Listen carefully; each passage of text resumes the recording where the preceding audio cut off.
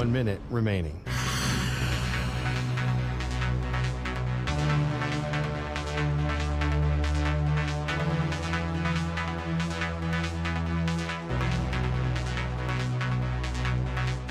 Forty-five seconds remaining.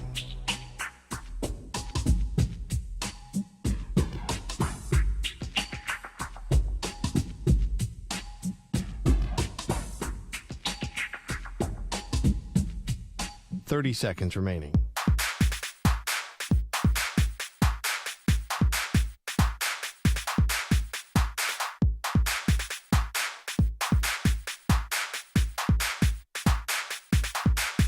Fifteen seconds.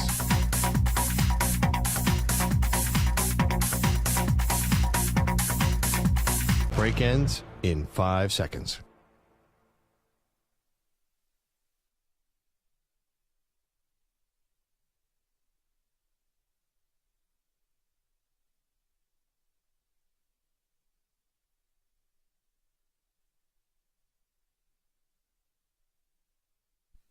To infinity and beyond. He's live. He's nationwide. This is the Zach Gelb Show.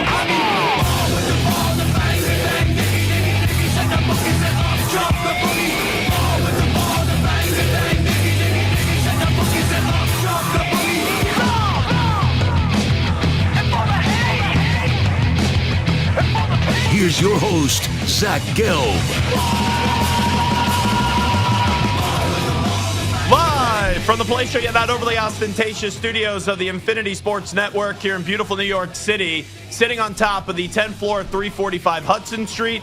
Welcome on in to what is a Tuesday edition of the Zach Gelb Show across all of our great local Infinity Sports Network affiliates, Sirius XM, channel 375, the free Odyssey app, and of course, as always, streaming on YouTube. 855-212-4227 is the number to jump on in. That's 855-212-4227. You could always get at me on Instagram, where I'm straight flexing, or via the good old cesspool of Twitter at Zach Gelb. That is ZACHGELB. We got a jam-packed show for you today.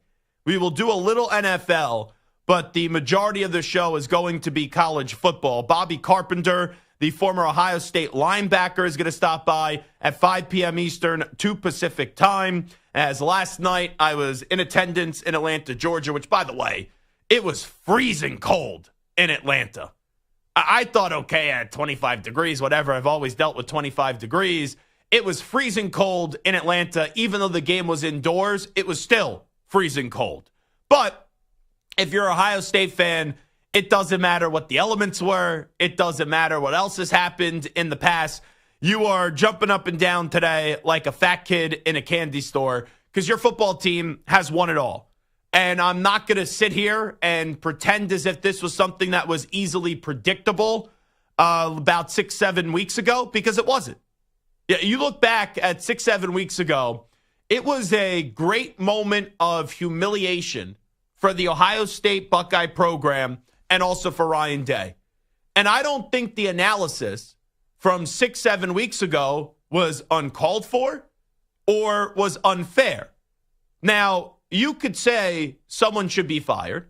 You could say Ohio State maybe needs to rethink their college football head coaching position at the end of the season. And that could be warranted at the moment, even if it didn't age well. Because at the time, remember, Ohio State, which used to always beat Michigan and would always win the Big Ten and would be in the mix for a national championship, it was 4 years in a row where they lost to Michigan. And the players that came back, they were saying, we're coming back to beat Michigan and win the Big Ten. Now, here's the irony. You get the ultimate prize, and you would think if you get the ultimate prize of winning a national championship, well, you would beat Michigan and you would win the Big Ten. That didn't happen.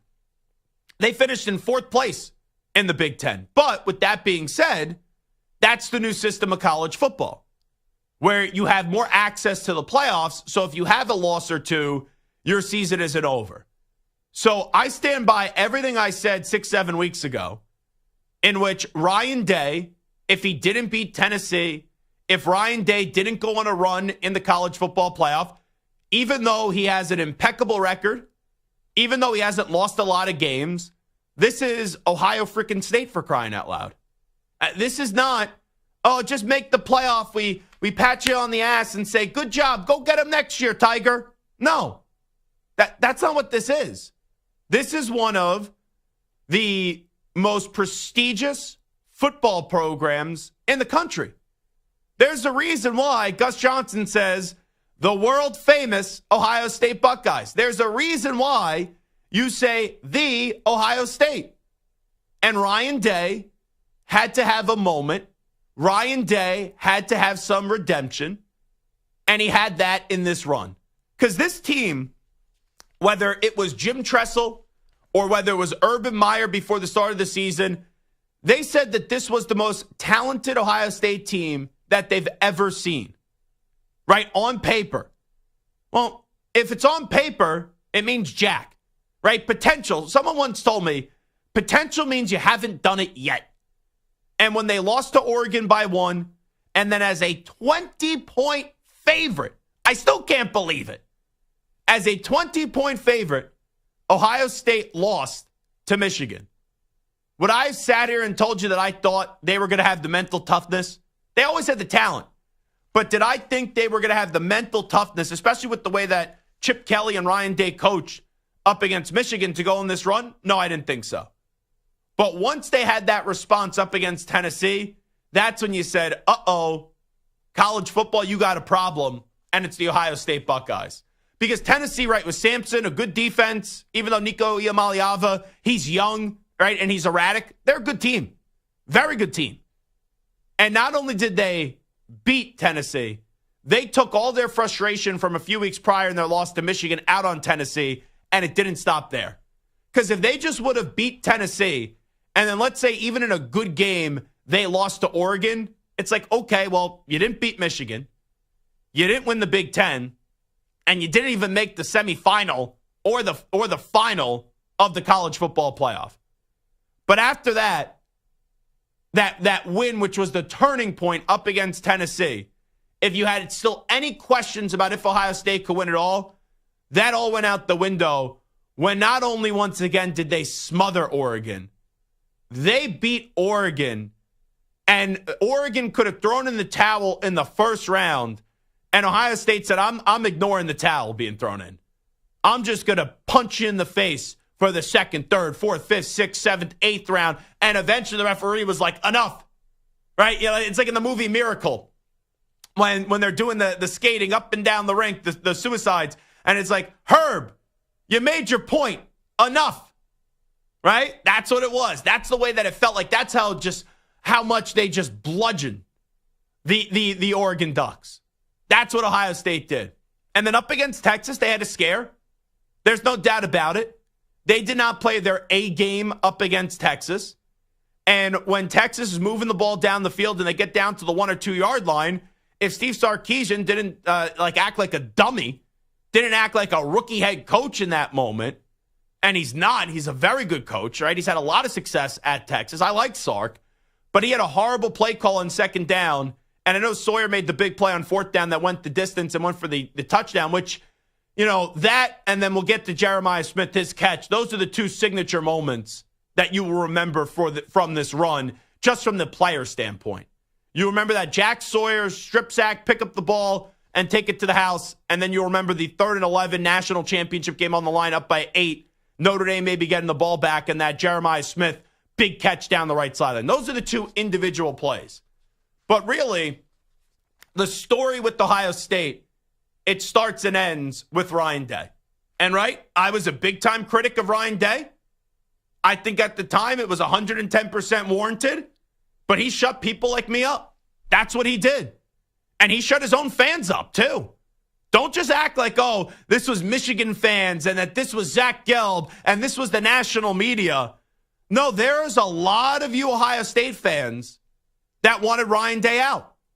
And I couldn't say that you were crazy, even though he's won so many games, but you have a certain standard, and it's a high standard. And this is the beauty of sports last night, in that even some of the better coaches in the sport, and you can make the case, hey, Ryan Day He's a top 5 coach in college football. You could make the case he is as high as the second best coach in college football. Kirby is still 1, but after that, whether it's 2, 3, 4, 5, whatever number you want to order it up, Ryan Day is in that top 5. When you are now 70-10 at Ohio State, you've been to 2 national championship games, and also you won 1 now. Like, just don't play Michigan, which you have to every year. And, Ryan Day would not have many blemishes on that resume. But he had, even I could say it, a feel-good moment, a feel-good story with this run for the Buckeyes. Even though I'm not the biggest Ryan Day fan on the planet, even though I'm not the biggest Ohio State fan on the planet, obviously, but that was a team and that was a coach that when everyone counted you out, your own people that didn't root for you, everyone was against you because you gave them reasons to be against you. You gave them reasons to doubt you. You really find out the heart of the champion, and if you're capable of being a champion, when you get knocked out, when you get embarrassed, when you get humiliated, which Michigan did to them in late November, and it's the response. The blowout against Tennessee, bludgeoning Oregon, surviving up against Texas, and then last night winning a national championship, which, by the way, what a funky game that was. That's how I describe that game. A funky game. That was a roller coaster ride of emotions. I love the start by Notre Dame. Here come the Irish. Right down the field. 18, 19 plays, 75, 76 yards, whatever it was. 10 minutes off the clock. Touchdown, Irish. It was awesome. And then immediately, that great start, that methodical start by Notre Dame, the way that you could perfectly draw it up, poof, you had 31 unanswered points for Ohio State. 21 in the first half, and they put on a field goal and another touchdown before Notre Dame finally said, okay, we're going to punch back. But when that was at 31-7, think about that. Midway through the third quarter, it goes from, oh, look at this underdog in Notre Dame, right? Marcus Freeman said it. We're not the underdogs. We're the dogs, right? And look at what they did to open up, and then poof, it evaporated. Went up into thin air.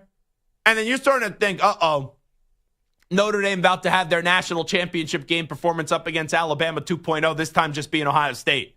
That's what I was thinking at 31-7. I tweeted it out when it was 21-7 at halftime. This feels like it's going to be 45-7. But I give credit to Notre Dame. A wonderful story. I think Notre Dame has turned the narrative around about them, which I have been a huge critic of Notre Dame through the years. Like, good program, very good, right? Respectable, one of the iconic brands. But that's a program, whenever they get in a big game, you can't trust them. Well, they had 2 huge victories in this college football playoff. They beat Georgia. Brian Kelly don't beat Georgia. They beat Penn State. Right? Brian Kelly never had a playoff victory. I know it was back then 4, so it was truncated. And, you can make the case tough for opponents, but still, it's Georgia, Penn State. You beat them both. So there's a lot, especially with the talent discrepancy from Ohio State to Notre Dame. There's a lot if you're a Notre Dame fan. I don't usually like when you lose in a championship game. Pat you on the ass. Oh, you're proud. Great job, rah, rah. That's not usually me. But if you're a Notre Dame fan, after where you were losing to NIU in week 2, and there were questions about Marcus Freeman, questions about your program, you still have to be proud after last night. You can be frustrated because, hey, it's 31-7. You're not expecting much, and then they teased you. Where Greathouse, who has been phenomenal in this run, he had not 1 but 2 touchdowns. And when that game gets to 31-23 and they run whatever the Philly special for a touchdown, I'm like, hold on, we got something here. And I have one gripe with Marcus Freeman last night. When they're down 16 and you're 9 yards out of the end zone and how late in the game are and how limited the clock is, I don't understand making it 13. I don't. You're going from a 2-score game to still a 2-score game. I get it, right? If you get a stop and then a score and then you get another stop and a score, then you win the game. But you missed the field goal, so that didn't even matter. But I didn't like it in the moment. But the way that his team responded, even when they were down and out, kind of shows and also encapsulates, even if they didn't get the victory, the Notre Dame season. Because they were down and out after week 2. And they didn't lose a game again until last night.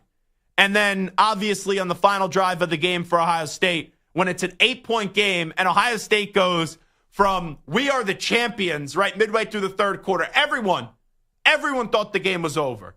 And you go from that to, it's an 8-point game and it's 3rd and 11. I was with Hickey in the building last night, and we were standing up and we were watching the game, and we both looked to each other even before, right, they lined up on 3rd down. We said, you got to throw the ball here. You got to throw the ball to the best, the most talented player on the field in Jeremiah Smith. That's what you needed to do. And they lined up, and both of Hickey and I, we both agree with that. The reason why you throw the ball there is you're up 8, right? So if you get the first down, the game's over. Pretty much. The game's over if you get that first down.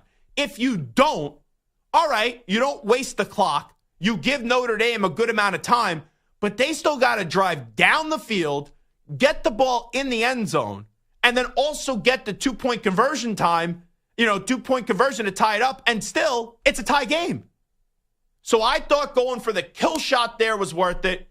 Jeremiah Smith's in single coverage, and that's why he's just sensational. I talked to him after the game, and, right, I'm sitting there with a few other reporters, and we're talking to him, and it came up how he's just a freshman. I said, how do you top this? And he goes, well, we're going to win it all again next year, right? It's just one of those moments where that kid, what he's been able to do in year 1, and say what you want that I don't like Ohio State, and I haven't been the biggest fan of Ryan Day. I don't know if I've had a player that I've been in more awe of in recent memory in college football than Marvin Harrison Jr. You already forget about Marvin Harrison Jr. and the excellence that he displayed in college, because this kid is that much better. And last year I said, if I had one pick in this NFL draft of someone that's guaranteed to be a Hall of Famer, I said it's Marvin Harrison Jr. Jeremiah Smith, he's still got 2 more years left of college football. And, if he was in this draft, sorry Travis Hunter, sorry Shedeur Sanders, sorry Cam Ward, Abdul Carter, Will Johnson, whoever you want to say. Some of the better players in the draft class. Heck, I would even think about taking him if I was a team that needed a quarterback, because that's how great Jeremiah Smith is, where I think Cam Ward could just be good. I'm not ready to say he's going to be elite. Shedeur Sanders, I think, could be good. I'm not ready to say that he's elite. But you saw how awesome he was in that moment last night. Championship players make championship plays, and that's what he did to become a champion. Reeling in that big catch down the right sideline, and it goes from Notre Dame's going to surprise people to Notre Dame's going to get blown out. Notre Dame's coming on back to the Ohio State Buckeyes ruling the day with Ryan Day as he gets his ultimate moment of redemption. Now, right, it's still going to pop up. Can he beat Michigan and all that stuff? But you're a national champion now, right? I have friends that went to Ohio State who still today are annoyed about the loss to Michigan. One of them went out of their way I'll read you the text message later, went out of the way to be like, yeah, it's great that we won the national championship, but I'm still annoyed with the Michigan game. Just shut up. I understand you want to beat Michigan, but you just won a national championship. You destroyed Tennessee. You destroyed Oregon. You survived up against Texas, and you beat Notre Dame. So take a bow, Ryan Day. 70-10 at Ohio State. Has it been totally perfect? Absolutely not.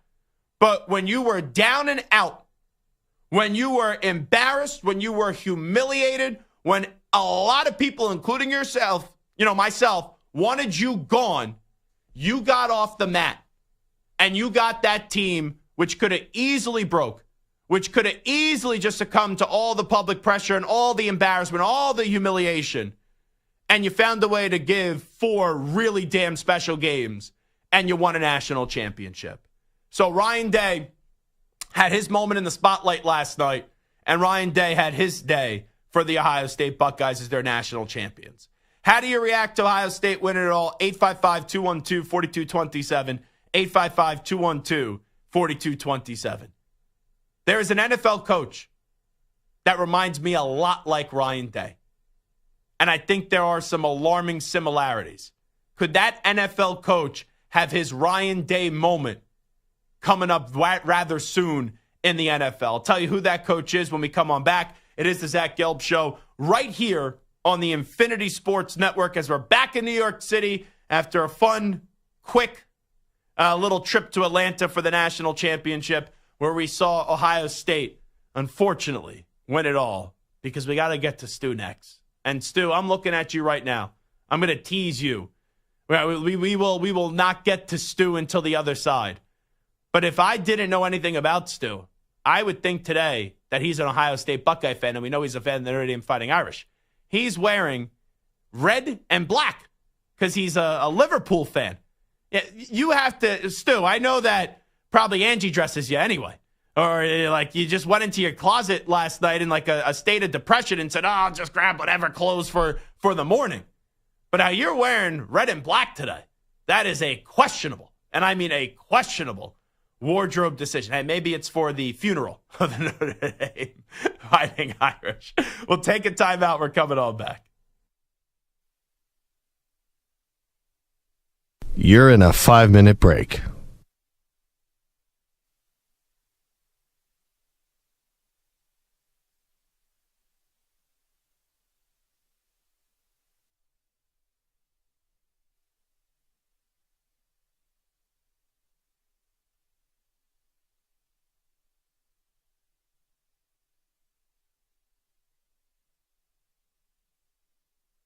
Four minutes, 30 seconds remaining.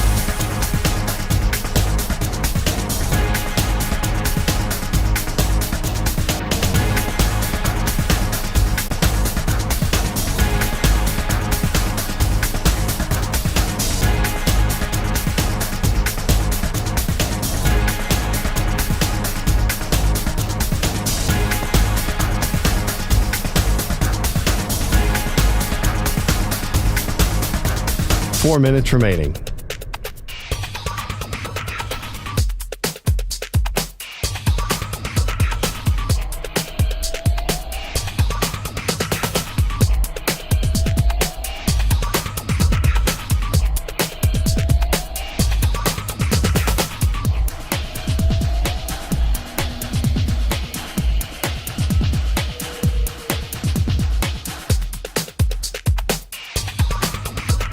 Three minutes, 30 seconds remaining.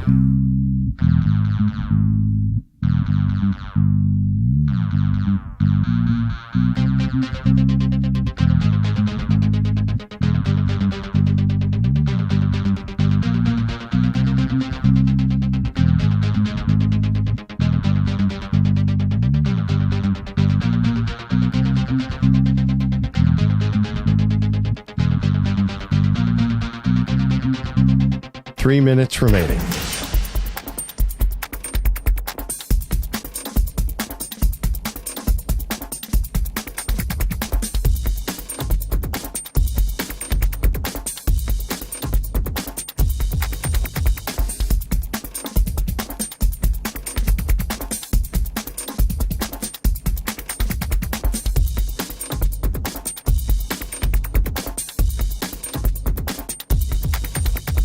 Two minutes, 30 seconds remaining.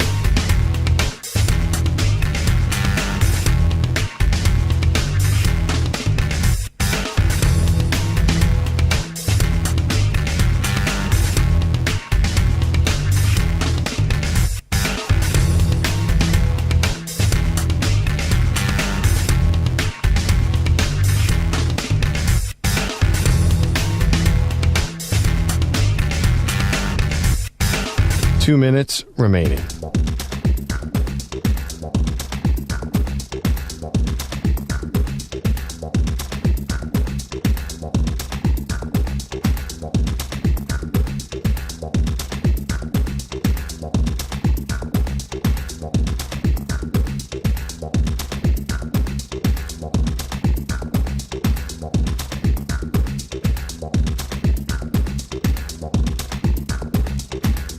One minute, 30 seconds remaining.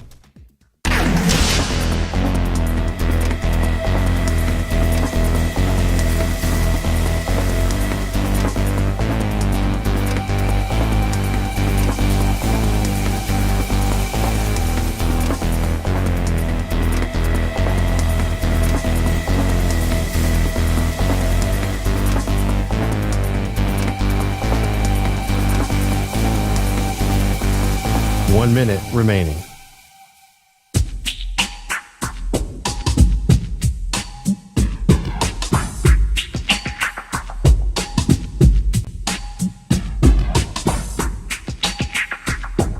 Forty-five seconds remaining.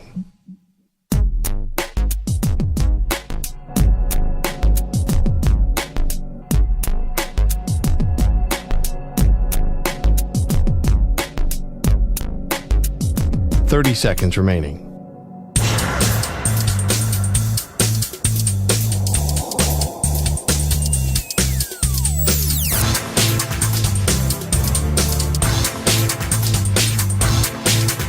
Fifteen seconds.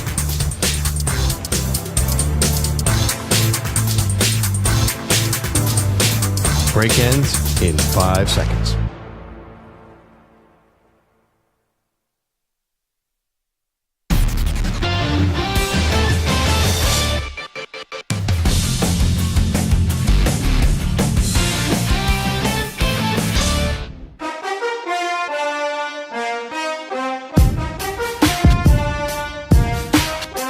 You're listening to the Zach Gelb Show on the Infinity Sports Network.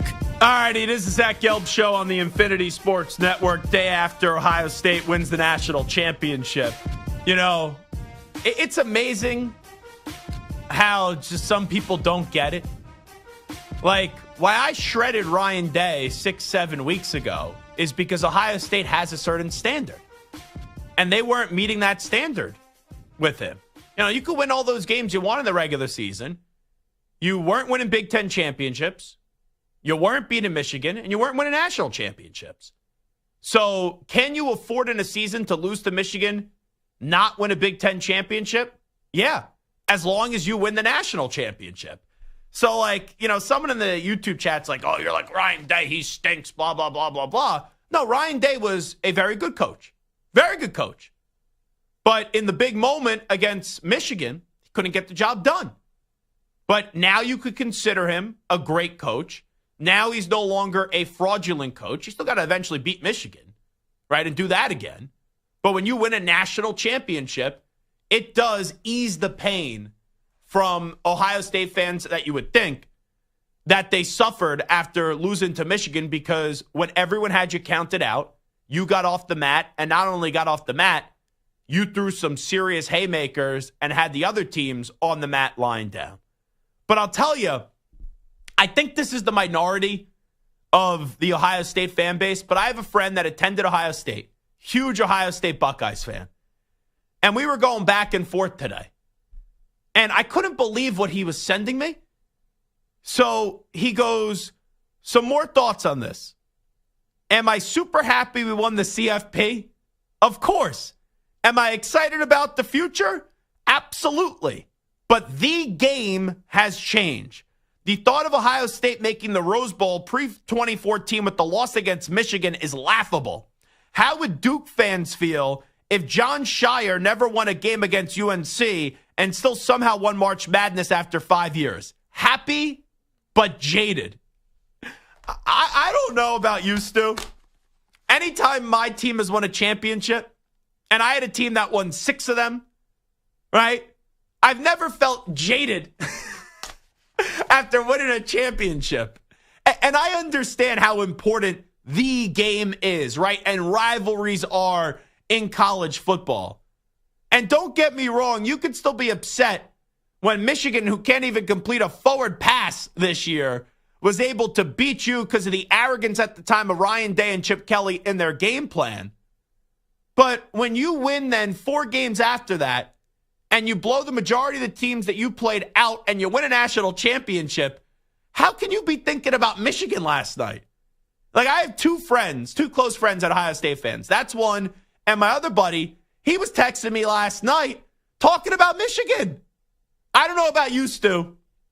If, let's say, Notre Dame lost to USC this year, but then they went on to win the national championship, but let's say they couldn't beat USC for like the last 4 or 5 years, would you be thinking about USC last night if Notre Dame won a freaking national championship? Wouldn't even be in the top 10 of my thoughts. It would be very low on the totem pole. I don't think I'd utter the words USC if that was the case. It's crazy. But there is a portion, and I think it's a minority of the fan base, that is going to sit there today and be like, all right, I'm still not happy. Like, I'm happy, but I'm not really happy, which is just wild to me. Let's go to Connor in Ohio. First up, 855-212-4227. 855-212-4227 after Ohio State wins the national championship last night in Atlanta up against Notre Dame. Connor, what's shaking? Thank you so much for taking my call. I really appreciate it. I'm pretty dang happy. I'm very satisfied with the result. But, and you know what, this is going to sound really weird, but thank you, Michigan. Thank you for beating us. I appreciate it. You needed the wake-up call, right? It opened our eyes, okay? And it kick-started us.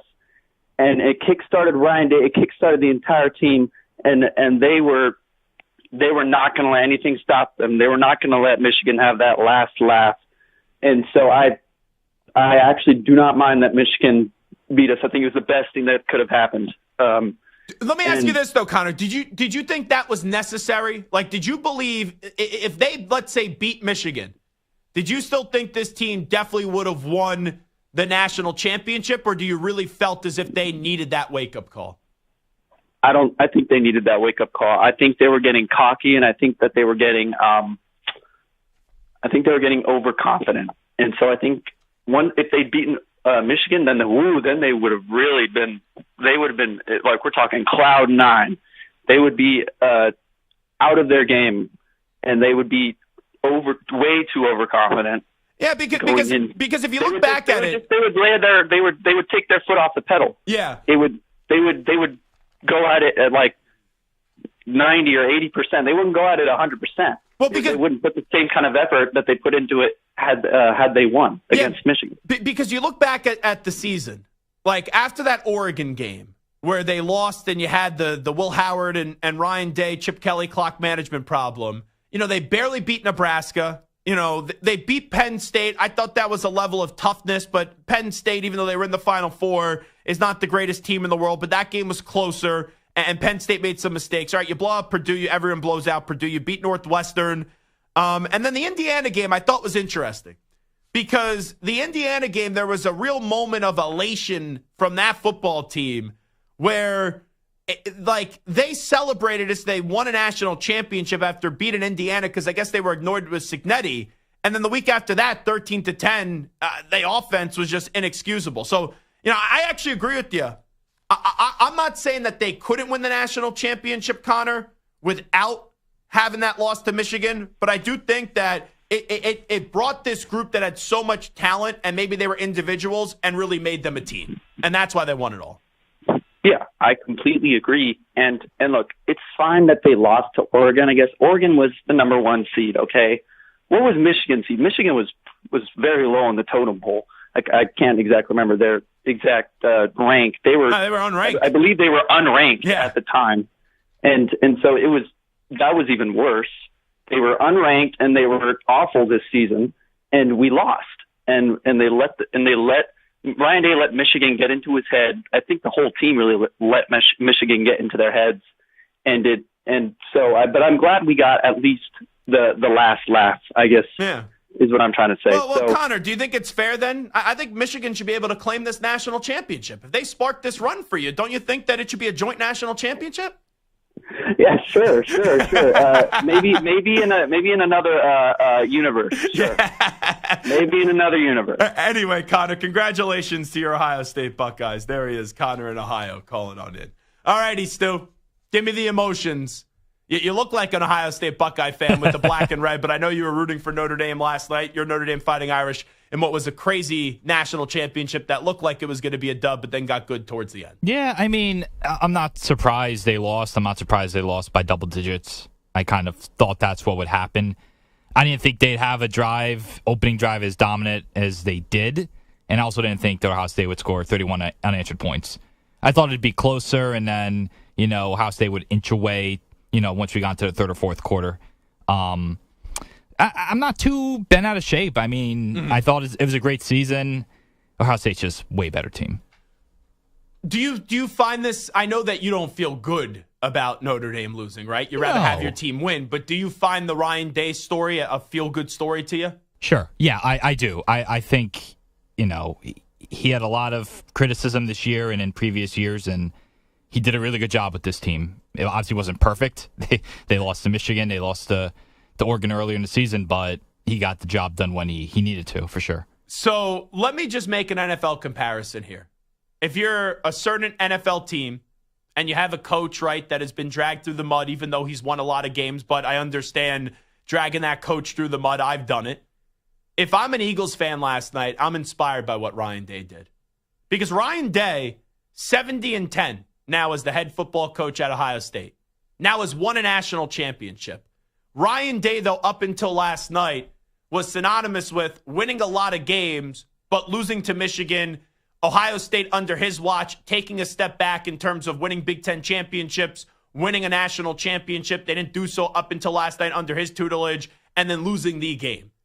And he got dragged, and I dragged him probably like no other, and deservedly so after losing to Michigan this year, because Michigan wasn't in the same league as Ohio State. Michigan couldn't complete the forward pass. Their defense was really damn good, but they didn't have all their starters on defense when they beat Ohio State.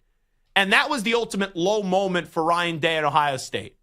And he took his beating, and they stood back up, and we know the run that they did go on in the last 4 games. I think it could be similar to what Nick Sirianni's trying to do. Nick Sirianni right now, as the head football coach of the Philadelphia Eagles, is 48-20. Nick Sirianni has made the playoffs every year as the Eagles head coach. Nick Sirianni had the team in a Super Bowl a few years ago. But when you're 10-1 and your players walk all over you like a doormat last year, and you have one of the worst choke jobs in NFL history, that created a lot of doubt. That created skepticism, and that created people like me saying, the Eagles should move on from Nick Sirianni. Go hire Bill Belichick. Go hire Jim Harbaugh. Go hire Mike Vrabel, Pete Carroll, the guys that were available that are the creme de la creme coaches that were on the market. But the Eagles didn't do that. And look at the way the Eagles have responded. Now, the job's not done yet, but they're 60 minutes away. They have a home NFC championship game on Sunday from going to a Super Bowl. And then if you win that game, you're 1 win away from hoisting the Lombardi Trophy. So maybe what Ryan Day did kind of lays the blueprint and lays the road for what Nick Sirianni could do. And I see some similarities with the way that we talk about Ryan Day with Nick Sirianni. And Ryan Day had his redemption moment last night. Now we'll have to see if Nick Sirianni could do that in the next few weeks and get 2 more victories. Because if he does, it's very similar. Coach that's won a lot of games, has had some success, but was down and out after embarrassing moments, but ultimately got the last laugh. They got the last laugh last night. Now let's see if Nick Sirianni with 2 more victories can get the last laugh at many of us who made fun of him for what happened last year when they were 10-1 and couldn't find a way to do anything down the stretch other than win 1 lousy game. All righty, Zach Gelb here with you on the Infinity Sports Network. We will take a break. We'll update you some of the biggest stories in the world of sports with some audio with the news brief next. Update time first. Here's Zach. Infinity Sports Network. Sports Flash. And we start with a riddle sponsored by Progressive Insurance. What do your home and auto have in common? Progressive protects them both. It was an easy riddle. Learn more at Progressive.com. The Bears made it official today, announcing Lions offensive coordinator Ben Johnson as their new head coach, and the Lions will likely lose defensive coordinator Aaron Glenn. As of now, he has 2 second interviews lined up with the Jets and Saints. However, the Jets could make it a case where he doesn't leave the building tonight after they meet with him. Ron Torbert has been named the referee for Super Bowl 59. The Baseball Hall of Fame class will be announced tonight. Ichiro is a lock. The only question now is whether it is a unanimous selection. It would be an upset if he isn't joined by another first-timer in CC Sabathia. After that, it gets interesting with Carlos Beltran hoping to get the nod, among others, and Billy Wagner clinging to hope in his last time on the ballot. The rich get richer. The Dodgers are reportedly close to a deal with reliever Kirby Yates. Only 5 games on the schedule tonight in the NBA as the Knicks meet the Nets, who are back home after dropping the final 3 games of their 6-game road trip in college action. Third-ranked Iowa State will host UCF, and number 4 Alabama welcomes Vanderbilt to Tuscaloosa. I'm Rich Ackerman. Hey, like us on Facebook. Our handle is INF Sportsnet. That's INF Sportsnet for our Facebook page. This is the Infinity Sports Network.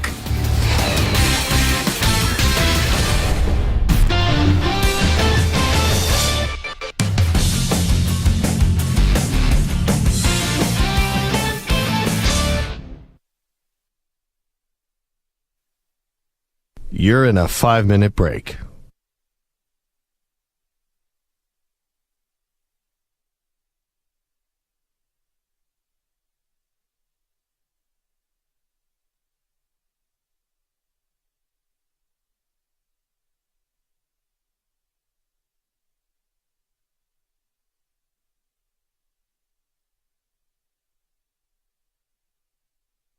Four minutes, 30 seconds remaining.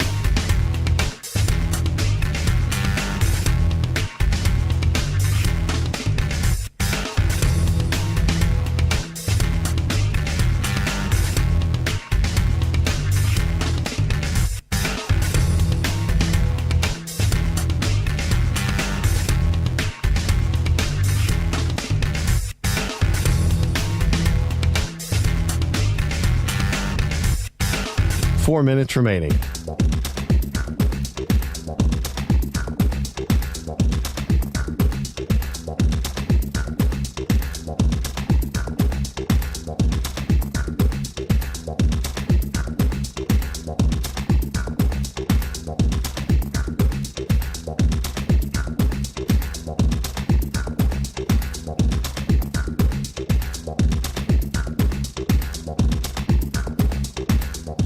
Three minutes, 30 seconds remaining.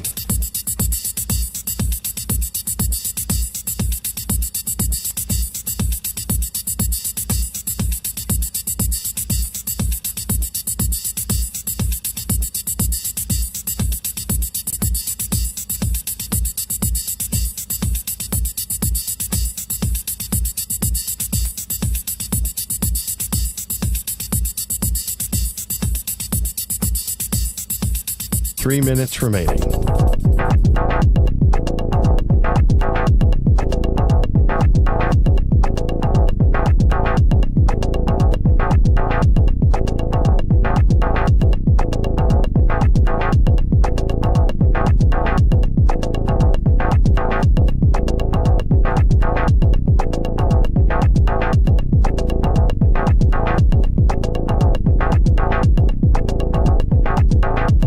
Two minutes, 30 seconds remaining.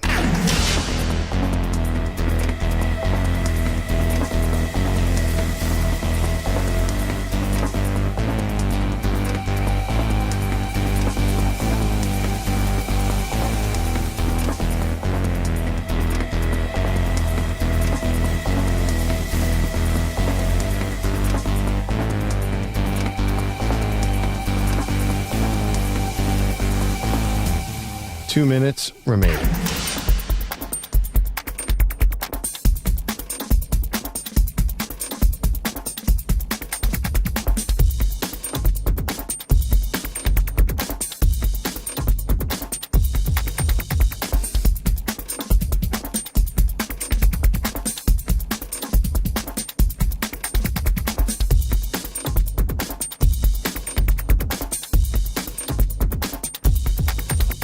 One minute, 30 seconds remaining.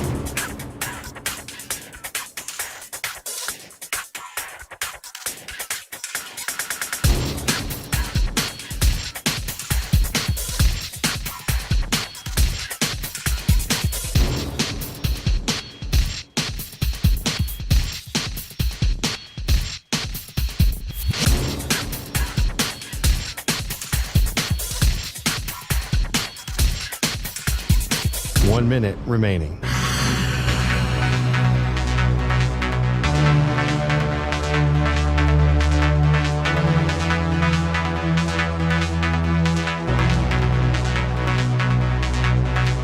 Forty-five seconds remaining.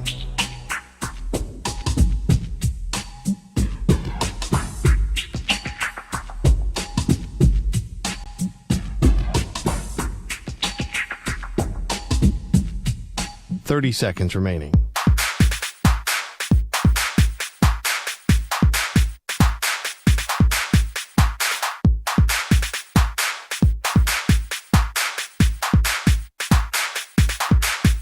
Fifteen seconds.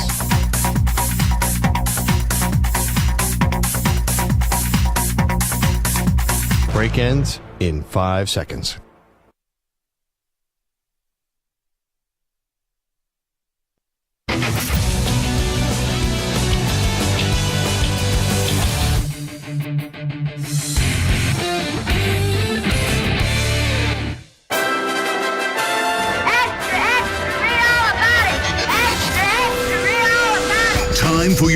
news brief. We get you caught up on the rumors, reports, and reconnaissance from the day in sports.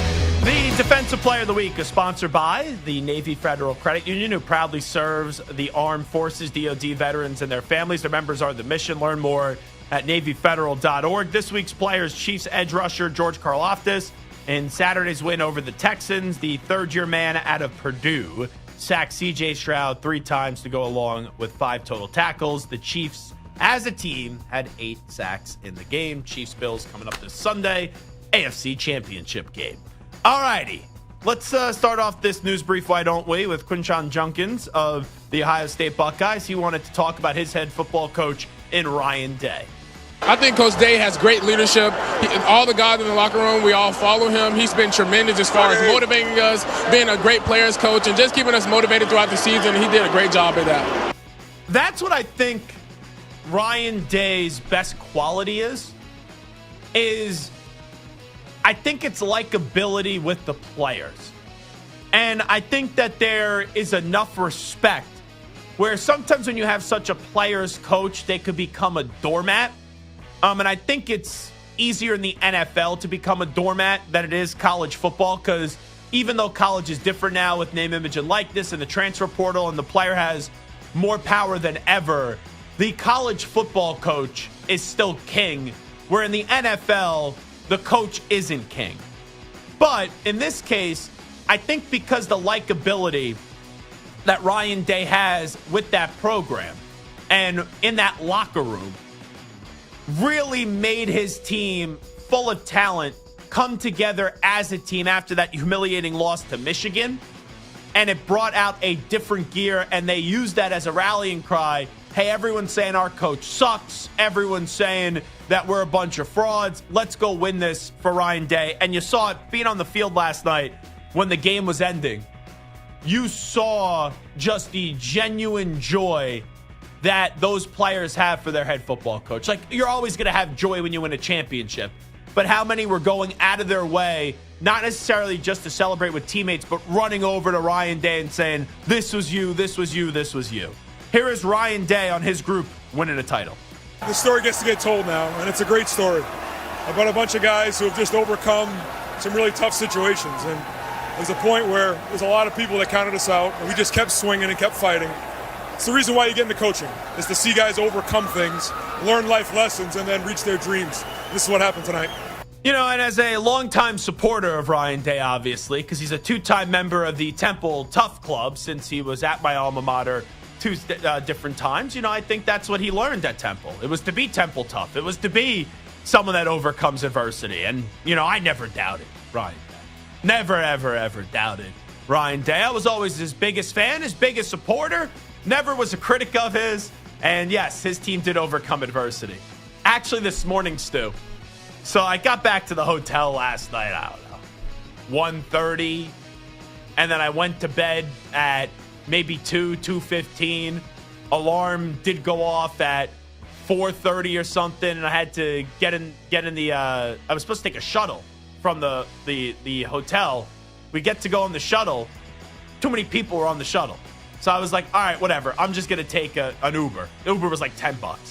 So there was this other guy there who kind of got screwed out of the shuttle as well, and he just told the front desk, hey, call a taxi. And I'm like, oh, what terminal are you going to? I'm like, I'll just call an Uber. But I guess since it was so early in the morning and no one had their coffee yet, he didn't hear me say that.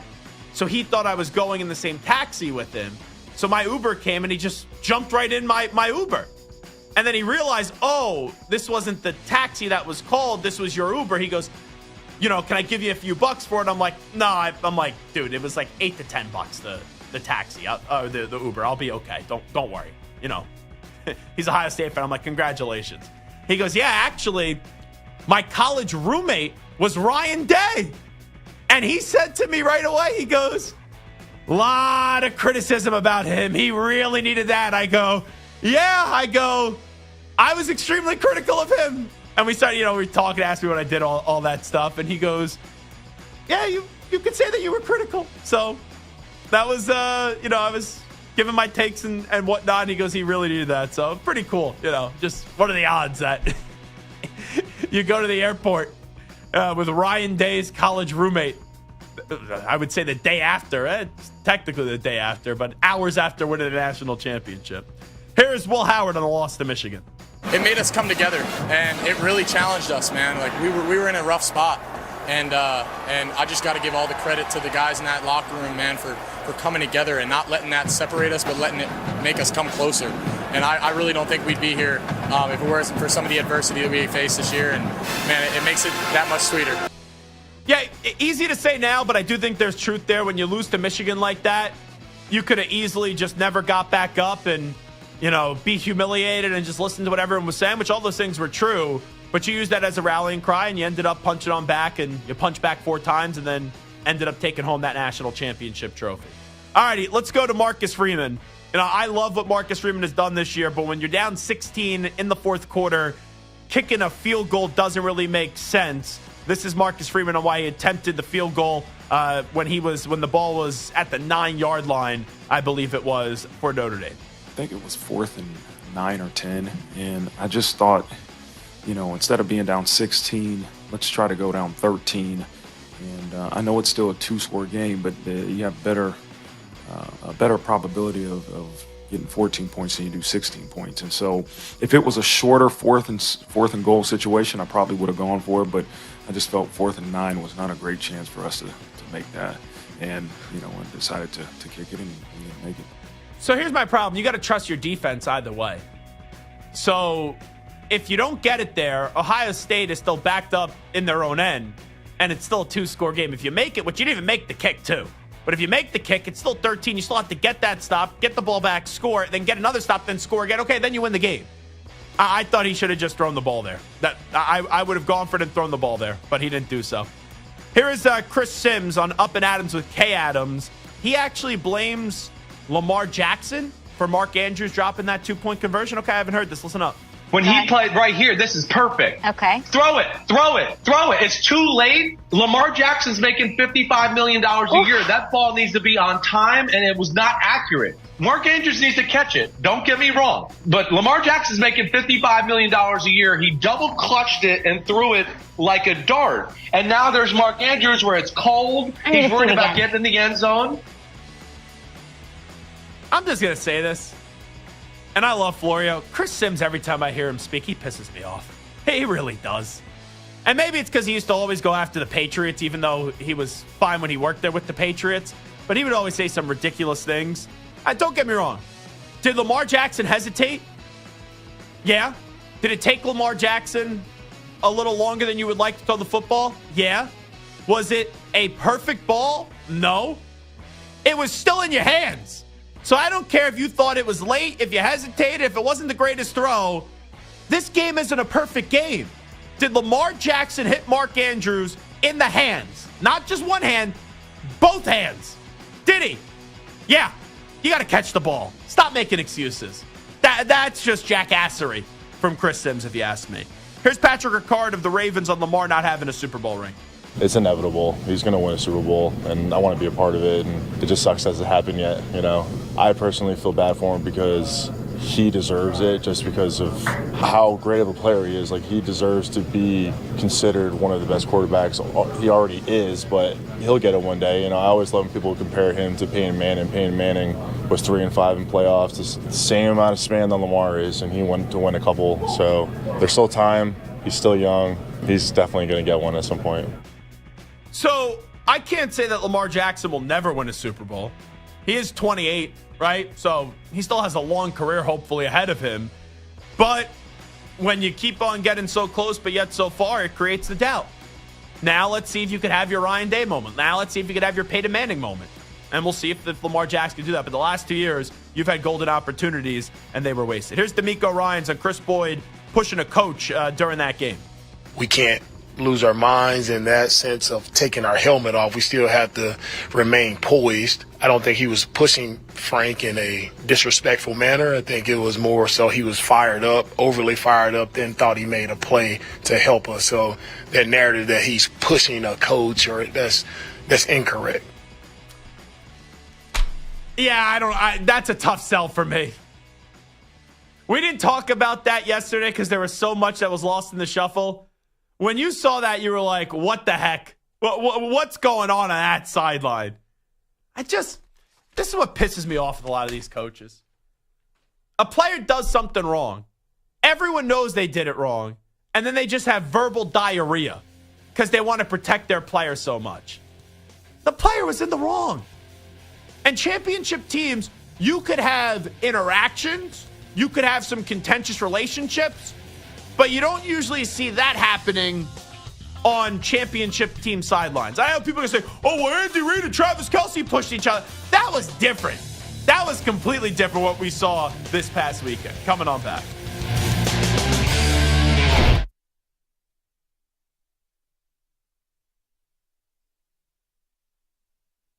You're in a 5-minute break.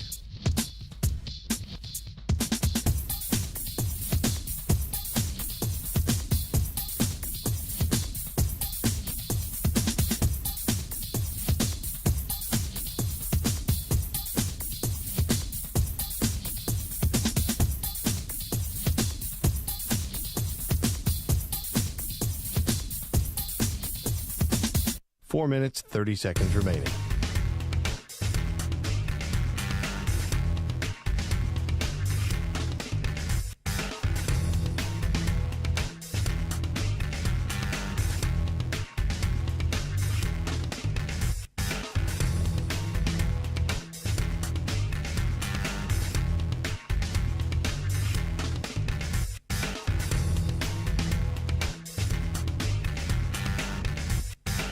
Four minutes remaining.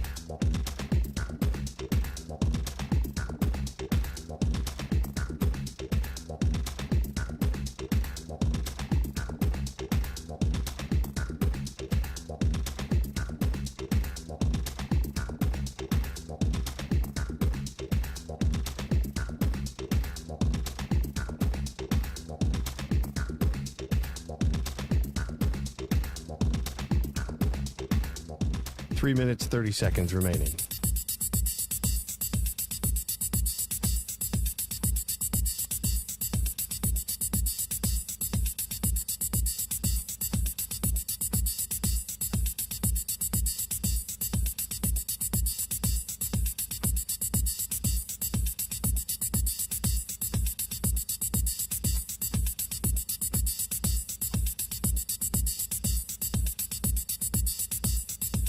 Three minutes remaining.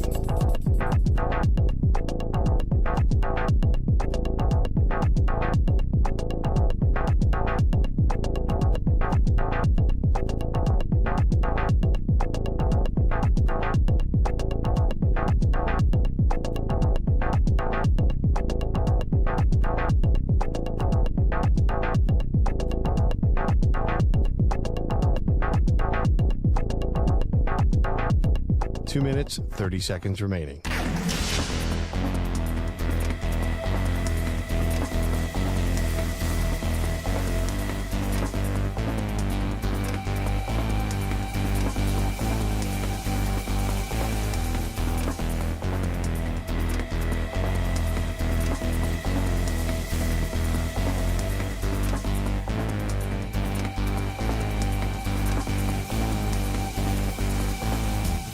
Two minutes remaining.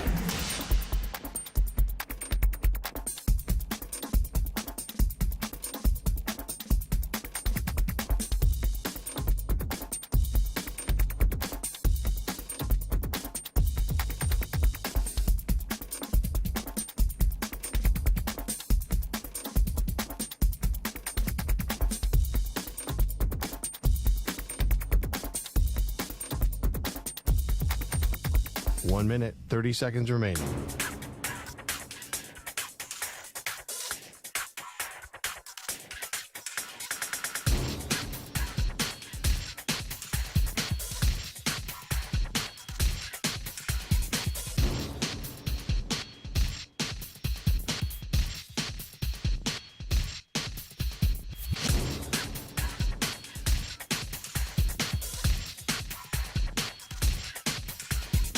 One minute remaining.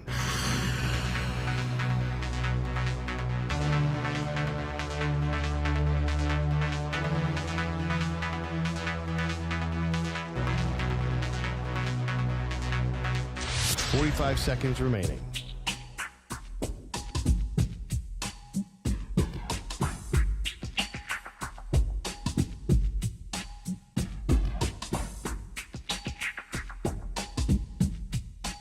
Seconds remaining.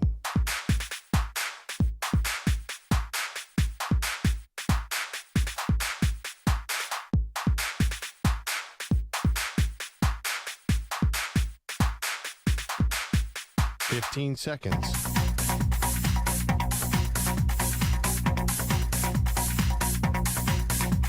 Break ends in 5 seconds.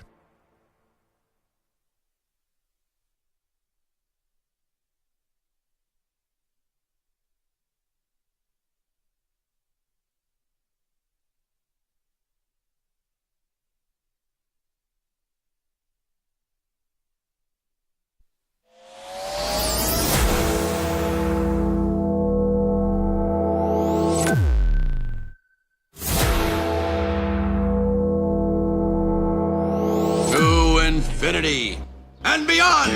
He's live. He's nationwide. This is the Zach Gelb Show. All righty, hour number 2 of our radio program. Ohio State has won the national championship. What a interesting, chaotic game last night where Notre Dame threw the first punch. It was slow, it was methodical, but very effective. And then Ohio State quickly countered back and was just hammering Notre Dame over and over and over again until Notre Dame said, all right, let's make this a game. And they got it down to 8.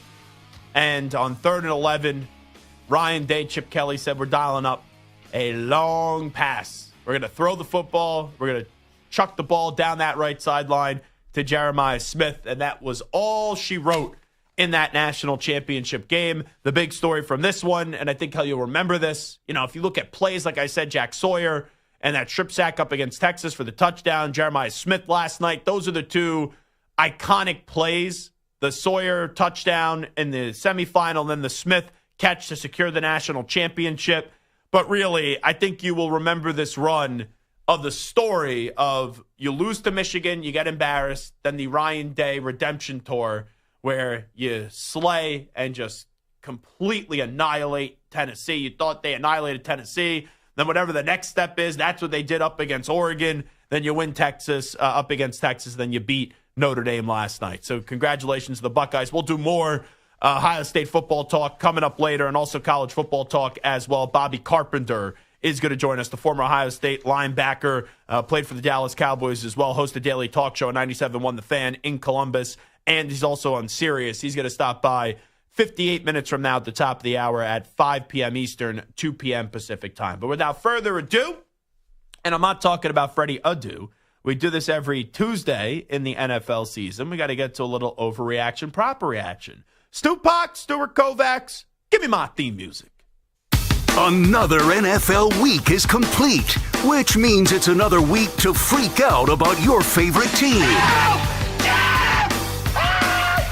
Which takes are truly crazy. But sometimes a game can be so bad, it's almost good. You know what I'm saying? No. And which are so crazy, they might be right. He's 6'5", he's 245 pounds. He's probably a Popeye's biscuit away from being a tight end. Zach lets you know in this week's edition of Overreaction or Proper Reaction. All righty, Stuart. What do you got cooking for me? All right, Zach. So 2 years ago, one of the hottest assistant coaching names was Bengals defensive coordinator Lou Anarumo. However, after the defense finished 25th and 26th in the league, respectively, in yards and points per game, the team moved on from Anarumo. Yesterday, the Colts swooped in and quickly scooped him up as their new defensive coordinator, and even the Kelsey brothers came to his defense. I don't know what the is going on over there. That was a wild move I did not see coming, because I thought that, from the outside, their defense was playing really good towards the end of the year. I don't think they had the horses on defense that they've had in the past, and Lou got handcuffed. I don't know that it made sense. He's proven how good of a D coordinator he is with good players, but whatever. I'm with you, dude. I'm with you. I've always respected the hell out of him. So overreaction or proper reaction, Anarumo is mostly the blame for the Bengals' defensive struggles this year. And Anarumo has done a really good job with those defensive game plans up against the Kansas City Chiefs. Now, they did not have a good year defensively, but I could see why Travis Kelce said what he said, because that was a very close game when they did go up against Cincinnati Bengals, and they have been the one team that has consistently been able to frustrate Patrick Mahomes, even though Mahomes could still find the way to win games. I'm going to go overreaction here when you say Anarumo is mostly the blame for the Bengals' defensive struggles this year. I think Travis and Jason are right. They just didn't have the proper horses. And you look at someone like Jesse Bates, who I know he's now been 2 years in Atlanta. I thought that was a big underrated loss for the Cincinnati Bengals. And Hendrickson's still there. He's phenomenal. But the rest of that defense, there's not a lot of memorable players on it outside of Trey Hendrickson. And I think this is just also what happens when you got to pay the quarterback how much you pay him. You know that eventually Jamar Chase is going to get his. We're going to see what happens with T. Higgins. Like, there's been so much attention on will you pay other players, even before you actually pay those players. Now you're paying Joe Burrow, that other guys say, okay, well, I'm not going to get taken care of here, so I'm going to go elsewhere. Like, look back at Green Bay. Why did Devontae Adams leave Green Bay? Because he let his feelings get in the way, right? He was looking, it was all Aaron Rodgers this, Aaron Rodgers that. Here's the Aaron Rodgers contract. Here's the Aaron Rodgers contract. And it got Devontae Adams feeling some type of way. And eventually, he ironically left more money on the table in Green Bay than what he got with the Raiders. But it was taken forever for that offer to come on in. And there's only so many mouths that you could feed. And I just don't think when you look at the Bengals defense that you're blown away by their talent. And also, you know, this was a disappointing season for them. They missed the playoffs. So when you miss the playoffs again and you have Joe Burrow as your quarterback, and this has been a team that has had Super Bowl expectations after getting to the Super Bowl a few years ago and losing by a slight margin to the LA Rams, someone's going to be on the chopping block and someone's going to be held accountable. And Zach Taylor, it's not his time yet, so it was Lou Anarumo. And now he lands with the Indianapolis Colts, which, let's be real, I don't know how much stability there is with that franchise. Well, maybe there is.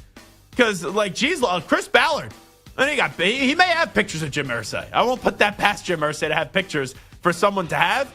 But, geez, how Ballard's back and Steichen walks into this year on the hot seat. It wouldn't surprise me if this is one and done in INDY if things don't go the Indianapolis Colts way this year. But Anarumo, that's so tough to say. Anarumo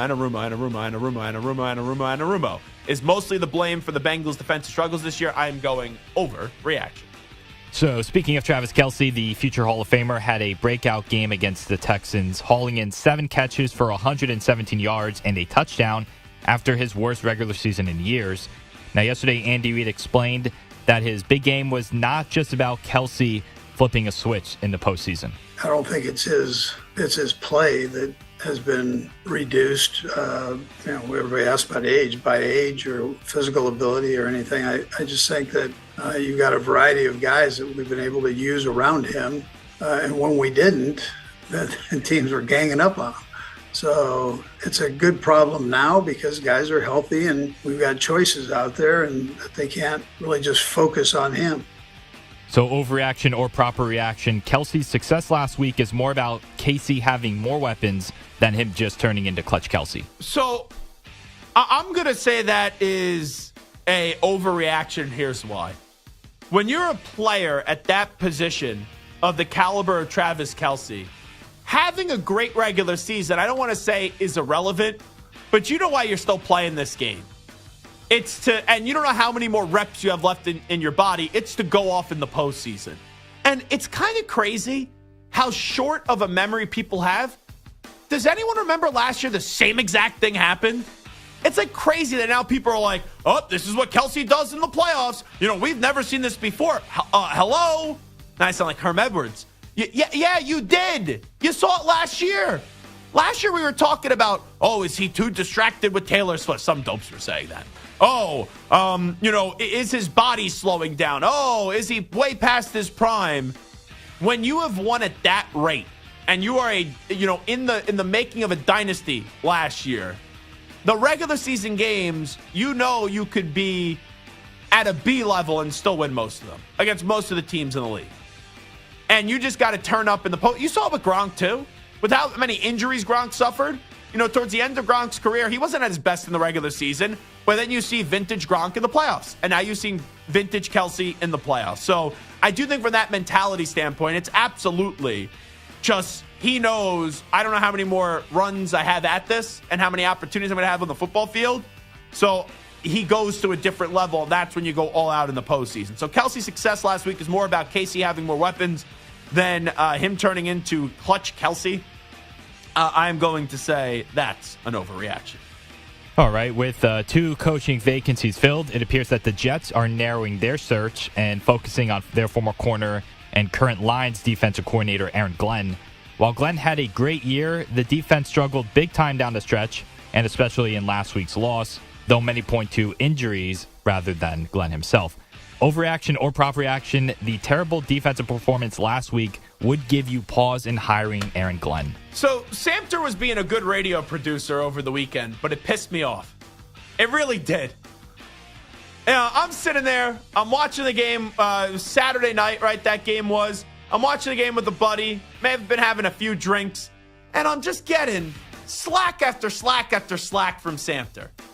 And, I love it, right? Dedicated to the show. You're trying to create content, create, conversation. And I'm sitting there, and I'm having a nice little IPA, 1, 2, 3, 4, then you hit the floor. And I'm thinking to myself, can Samter just shut the bleep up? Because he goes, do you think this Lions performance is going to cost Aaron Glenn a job? And I go, if you're going to hire Aaron Glenn to be a head coach, and don't get me wrong, the defense didn't play well. They were also severely undermanned with all the injuries. They were decimated with injuries. And not only that, yeah, they had the 12 men on the field. That was a blunder. But it's not like Darrell Bevel, I believe it was, and Pete Carroll with their play call at the 1-yard line in the Super Bowl, not giving the ball to Marshawn Lynch. Like, it's the totality of the resume. Every coach is going to make a mistake. For most of the season, right, Aaron Glenn, we thought, he's going to get a head coaching job. Heck, a few weeks ago, everyone was praising him out of the wazoo when they shut down the Minnesota Vikings, and they have, not that many healthy. I think it's easy to say who is hurt for the Detroit Lions rather than who's playing. It's crazy how many guys are injured. So it finally caught up to them. But does one moment, 9.9 times out of 10, does that cost someone a job? Absolutely not. So I understand why Samter was saying it. But in the moment, when Samter sometimes asks a question, I just assume that's him giving his take, which maybe it is, I don't know. But I'm sitting back there after having a few IPAs, and I'm just like, does anyone now think Aaron Glenn is not going to get a job because his team didn't perform well in the postseason? I don't think so. So when you ask me, their terrible defensive performance last weekend would give you pause in hiring Glenn? No. I would say that's an overreaction. You got to look at the totality of the resume, and I think he's deserving of being a head coach. Now, will he be a good head coach? That I don't know.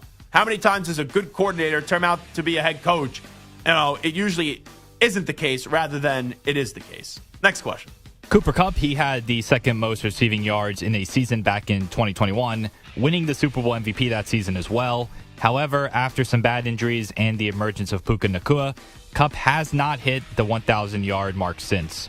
He's now 31 years old and has 2 years left on his deal, but could be an offseason casualty that would save the Rams millions. Yesterday, Kupp discussed his future with the team. Who knows what's going to happen? A lot of stuff's out of my control. We'll see what it's going to be. There was obviously stuff that was going on, like you said, early on in the season, and we'll see. I don't have any clarity on what that's going to look like or anything like that. So, obviously would love to be in LA, but I don't know, what that's going to look like. Wait, you want to play next year? Do I want to play next year? Oh, yeah. There's no doubt in my mind. I want to play football. I feel like I've got a lot of good football left in me, so no, I definitely will be playing. I will be playing football next year, so that much I know. So overreaction or proper reaction, when healthy, Cooper Kupp is still a number one receiver in the NFL. He's not elite. I don't think you look at him and say he's Justin Jefferson. He's Jamar Chase, right? But is he still a number one wide receiver? Yeah. Yeah, he is. His problem it's not his production when he's on the field. It's can he still be healthy and get on the field? But when healthy, the way that you asked it, Kupp is still a number 1 wide receiver in the NFL. I would lean more proper reaction. Is he as great as he once was? No. But that's still better than the majority of the wide receivers in the NFL. All righty, final one. Let's go. All right, as we discussed yesterday, the Bears hired Ben Johnson as their next head coach to pair him with Caleb Williams. The former number 1 overall pick struggled this year, but still threw for 3,500 yards, 20 touchdowns, to just 3 picks, while adding another 500 yards rushing. Overreaction or proper reaction, Johnson will turn Caleb Williams into a Pro Bowler next season. You could probably do it, Stu, just because like you have an idea of who the Pro Bowl quarterbacks are. I think it's 3. I have no clue who made the Pro Bowl in the AFC or the NFC. It's like a flag football game now, or like challenges, whatever it is. Stupid. If you had to take a guess, the 3 Pro Bowl quarterbacks in the NFC this year, who do you think they are? Oh, boy. Sam Darnold?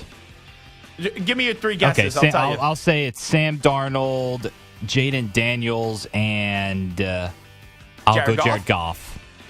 Yeah, I would just wonder. I don't know what the answer is. I wonder if Baker Mayfield is on there. Ooh, that's a good one. All right, let's see. AFC. Nope. Let's go to the NFC. The NFC quarterbacks. Stu. Did I nail it? You said Jared Goff, correct? I did. You said Jaden Daniels, correct? I did. You said Sam Darnold, correct? I did. Yeah. So, total guess, though. Out of 1 to 10, where's your confidence that Jared Goff is definitely a Pro Bowl quarterback next year? You mean Caleb Williams? No. Oh, Jared Goff. Jared Goff next year? Like a 3. Okay. Even if you want to go a little bit higher, I'm not saying that it's a lock, right? No, definitely not a lock. Jaden Daniels. I'd be pretty high on that. I'd say like an 8. Now, could he end up having a sophomore slump? Like, it's not out of the realm of possibilities, but I think right now, Jaden Daniels, he is a stone cold killer. That's what he is. He's the guy on 3rd and 4th down. It doesn't matter. He's not all in your face. He just makes the play. So I would lean more he probably is a Pro Bowler, but it's not impossible to say that he won't be. Sam Darnold, do you think he's a Pro Bowler next year? I'd say no. I'd be like a 1.5 for me. All right, so there's 3 Pro Bowl quarterbacks. And you could still make the Pro Bowl also if a bunch of guys say no. Right. So, but like I think to have some integrity with this question is will Caleb Williams be one of the first 3 guys selected right here? So there's 2 spots in your opinion that will be open if you're going to reserve one spot for Jaden Daniels. So who's in the running? Jalen Hurts? Yeah, my first thought was Jalen Hurts back in the mix there. Dak Prescott healthy? Right. Matthew Stafford still kicking it if he continues to play. Does Brock Purdy have a redemption season? Jordan Love? Baker Mayfield? Does Michael Penix Jr. break out? I don't think it's crazy for Caleb Williams to be a Pro Bowler next year. Now, with that being said, Johnson will turn Caleb Williams into a Pro Bowler next year. I'm going to go overreaction because that means I'm expecting the Bears to do something really successful. And I took the bait on the Bears last offseason. So when you fool me once, I'm not going to get fooled by you again until you show me that you belong. Will they be improved? They better be improved. Like, if Caleb Williams doesn't have 4,000 passing yards next year, and if the Bears don't have more than 5 wins next year, which they had 5 right now, then Caleb Williams had to get hurt. Or Ben Johnson is one of the biggest frauds in NFL history. Like, one or the other have to be true on that statement, if it is.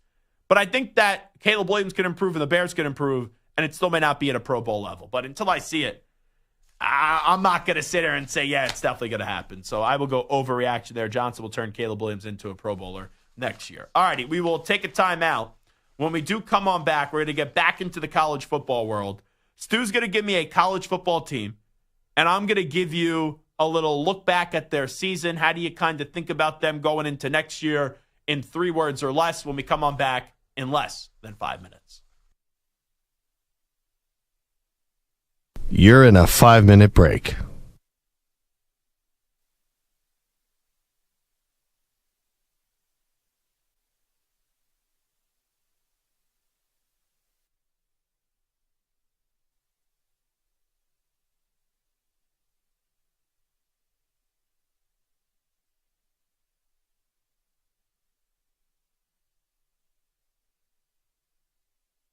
Four minutes, 30 seconds remaining.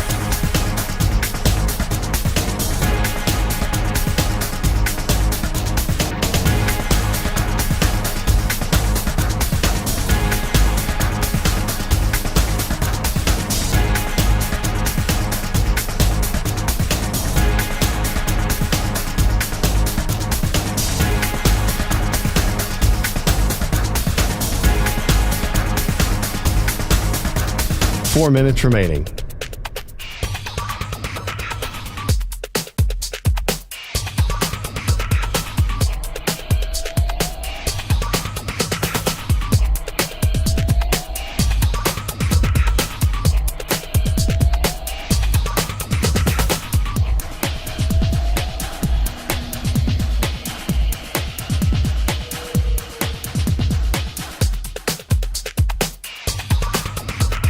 Three minutes, 30 seconds remaining.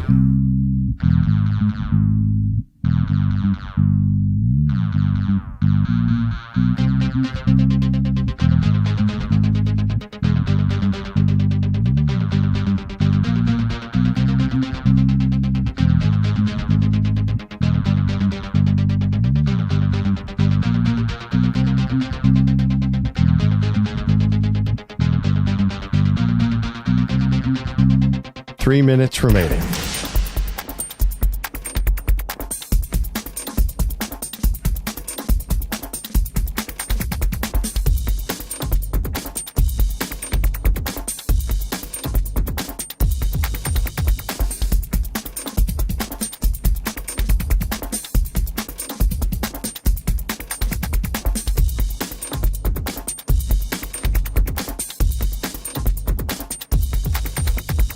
Two minutes, 30 seconds remaining.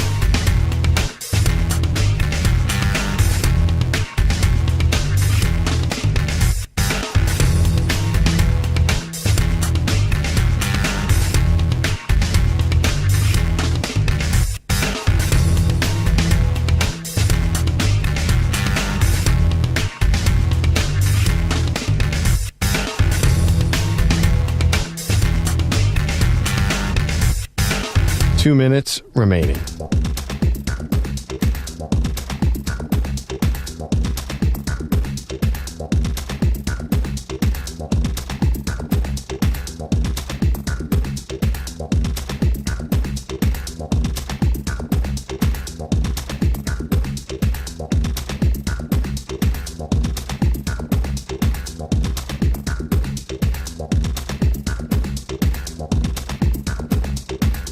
One minute, 30 seconds remaining.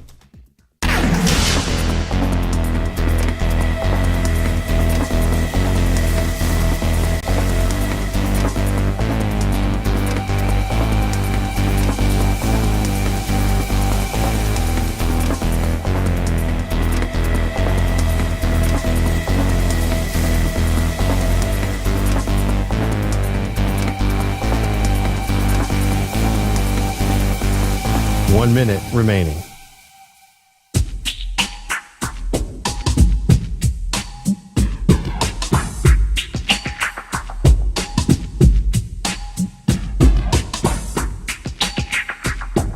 .45 seconds remaining.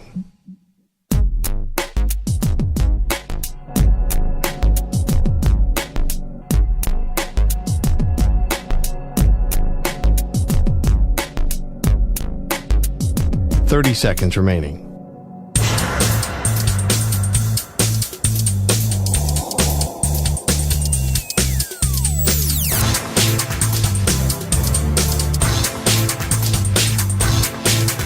.15 seconds.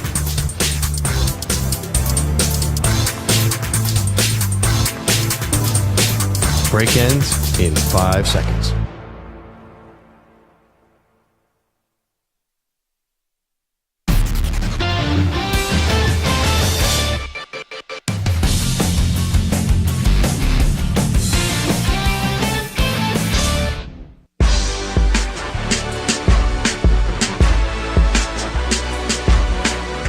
You're listening to the Zach Gelb Show on the Infinity Sports Network. All right, it is the Zach Gelb Show right here on the Infinity Sports Network. The college football season is over. You know, it's wild how quickly the college football season just moves. Like, it felt like it was just yesterday. I was in Houston for the national championship game for Michigan when they beat Kalen DeBoer's Washington team. And then think about what immediately happened after that. All right, you had Belichick out, Pete Carroll fired, Nick Saban retired. That was one of the more chaotic sequences that I could recall really in the history of doing shows right here at the network. That was a wild little stretch. It was really crazy. You know, I think it was, if memory serves me right, I believe it was Pete Carroll who got let go, and that was like the first hour of the show. And then Santa's like, we got major breaking news. And I'm like, what could it be? And I was like, Nick Saban retired. And then that was the next 2 hours of that. So that was just absolutely mayhem. Just completely mayhem. So anyway, college football season ends last night. Ohio State wins it all. We talk college football pretty much all throughout the year anyway, especially now with the transfer portal and NIL. Like, it's become a 365, or not completely 365 day a year sport, but, you know, I would say pretty much 300 days out of the 65 days, you would usually anticipate there being a college football segment on the show. And I know we're not on every day, but you get the point. But anyway, with the season coming to a close, let's look back at certain teams and how we think about them moving forward. Stu will give me the team, and I'll give you my answer in 3 words or less. I'll just give you the 3 words or less and then give you a little explanation, obviously, off the 3 words. What do we got, Stu? All right, Zach. So let's go with the first team here. What about the Florida State Seminoles? Norvell's future. So I actually ran into Mike Norvell at the divisional round game for the Rams and the Eagles. He was there seeing some of his former Florida State players and also even Memphis players too. But Mike Norvell a year ago, right, restored Florida State. Had 2 really good years at Florida State. The committee, right, you could say screwed them over, right? They got the bad draw because of the quarterback injury. And then this year, it was just a disaster. Like, there are disasters, and then there's what happened to Florida State. Like, I didn't think they were going to win the ACC going into the season, but I didn't think they would be a team that only would have won a few games, wouldn't even been close to contending for a bowl game.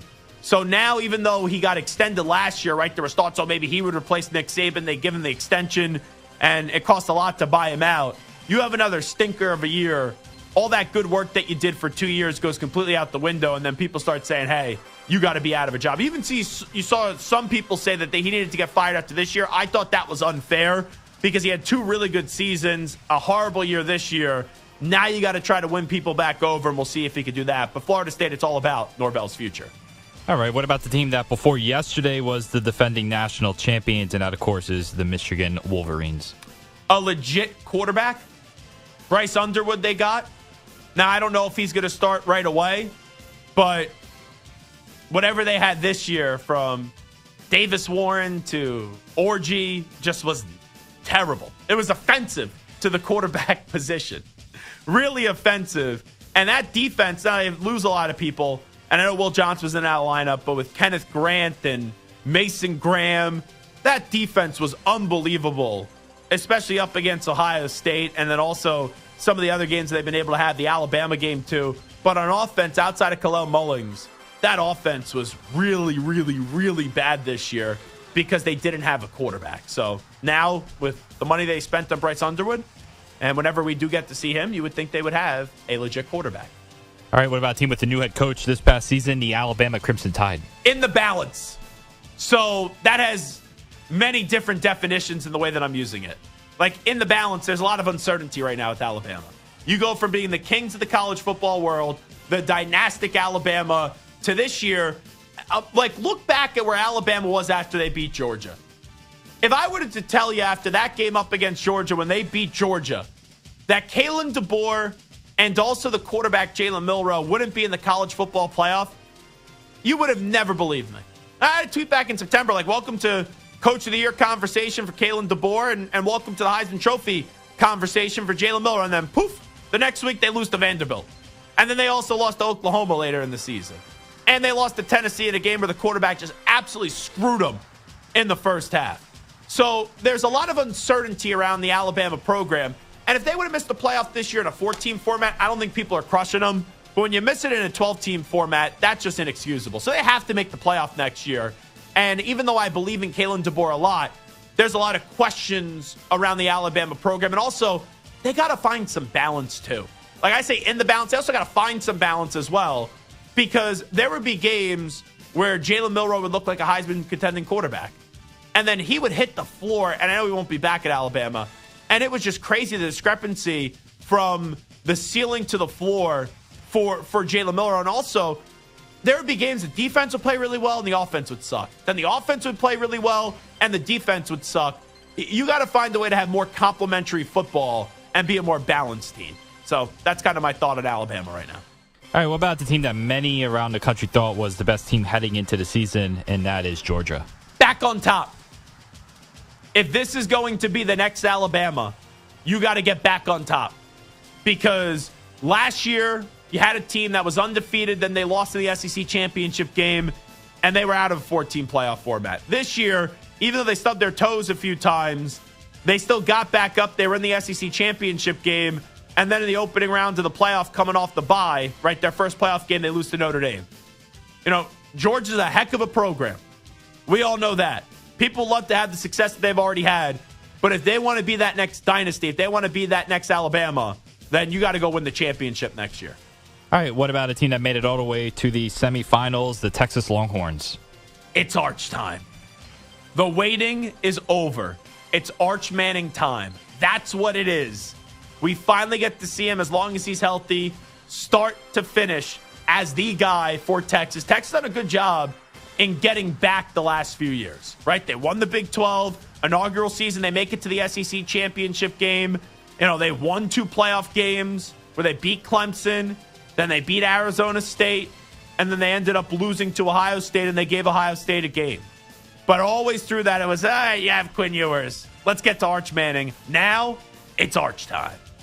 All right, how about a team that surprised a lot of people this year with their successful season, and that is Arizona State? Samter's fandom. Because Samter, when he was living out in Arizona, I guess was a big Sun Devils fan. I knew that about him. But I didn't really ever hear him talk that much about the Sun Devils until this miraculous season with Cam Scatteraboo and Kenny Dillingham and Sam Levitt. And then he became the biggest Sun Devil supporter.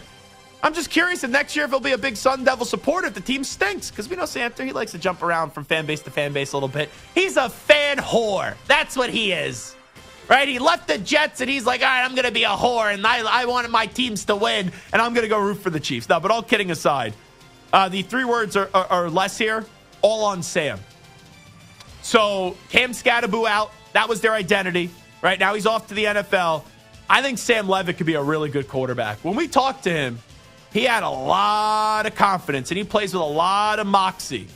And I don't think we've seen the best version of him yet, but now it's his team, so I think this is all on Sam. All right, what about the team that won it all, Ohio State? The next level, right? I was talking to Jeremiah Smith last night, and like as a freshman, you win a national championship. How do you top that? He said, well, we're going to win it all again next year. It's also beating Michigan, too, right? The Michigan loss woke them up. They went on this great 4-game run. They're national champions. But now is there a next level to the Ohio State program?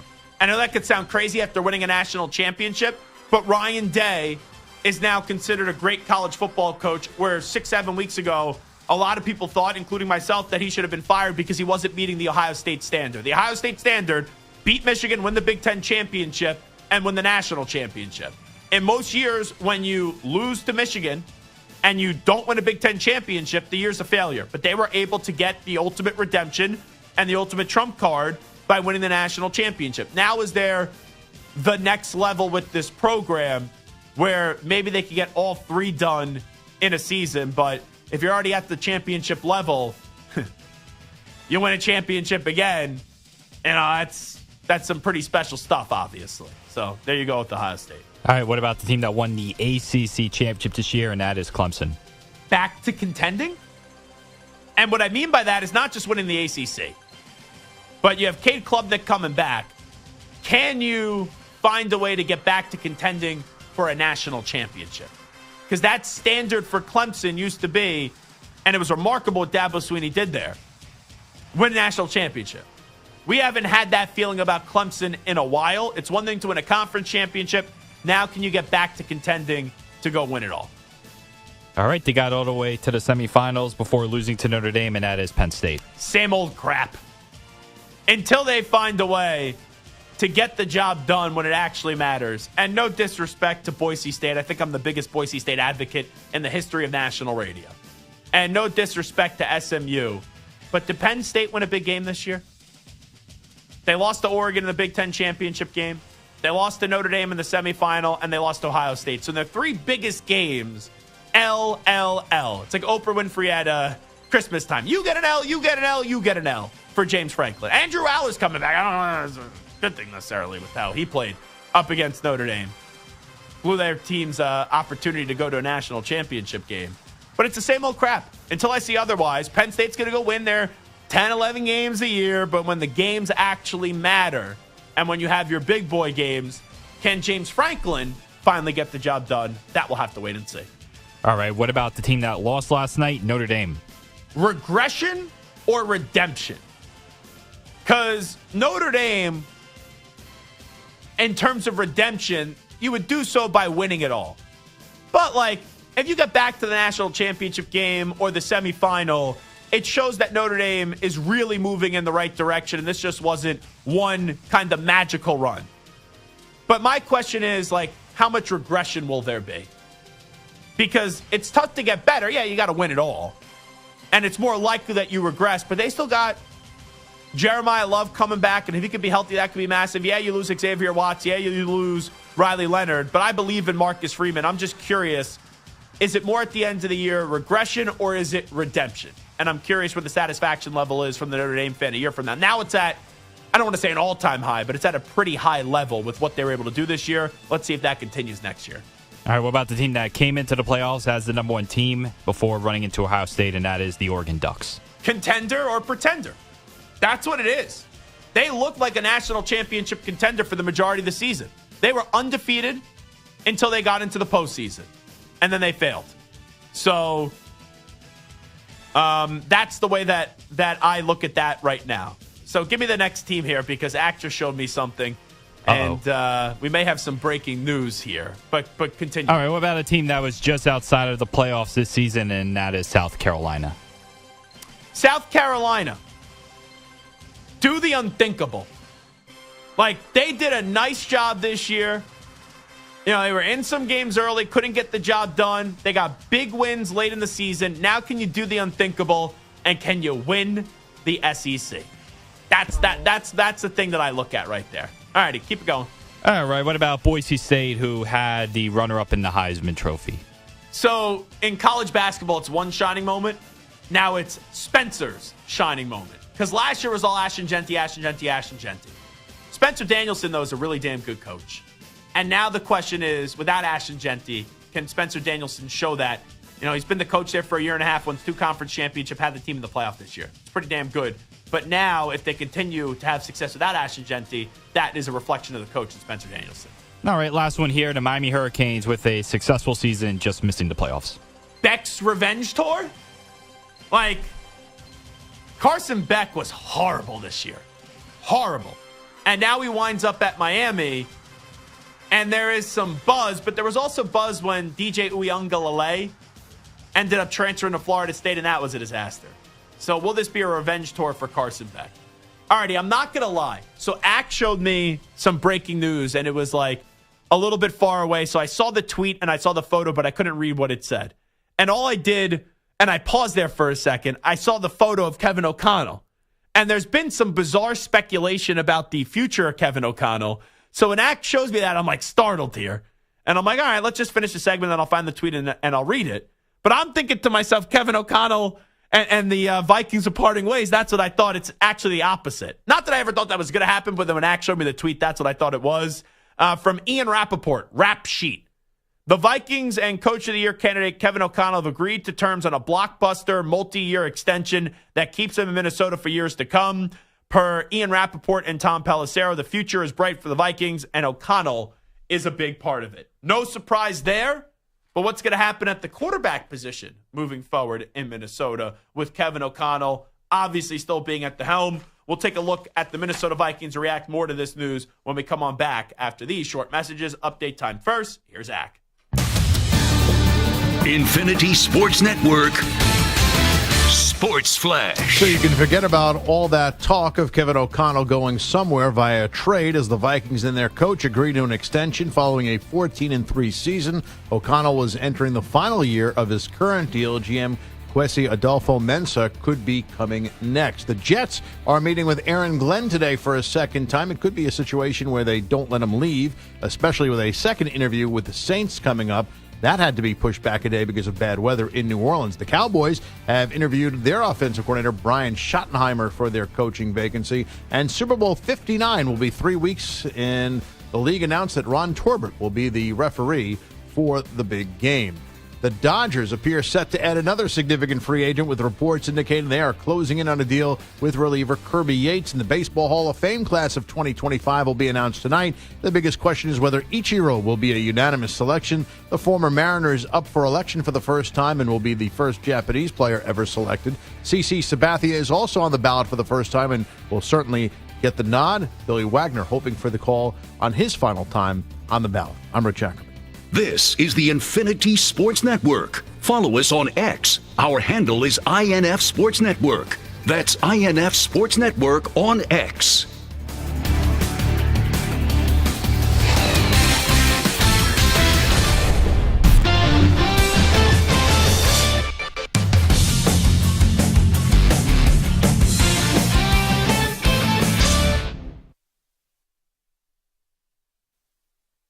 You're in a 5-minute break.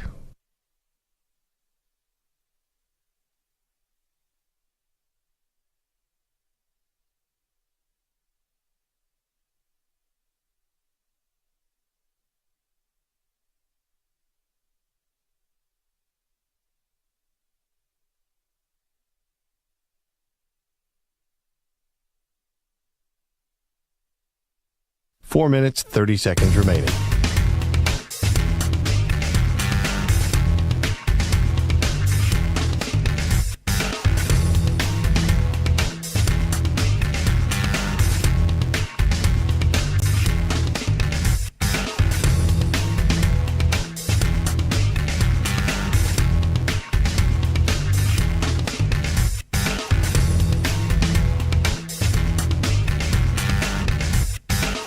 Four minutes remaining.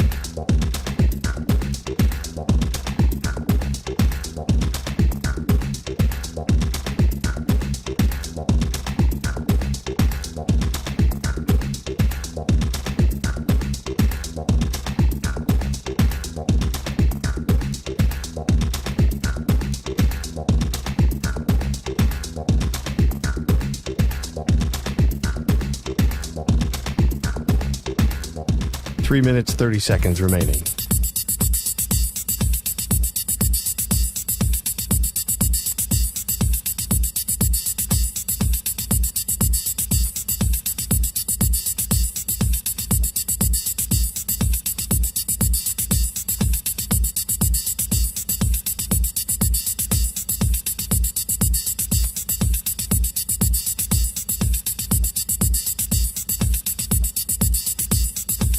Three minutes remaining.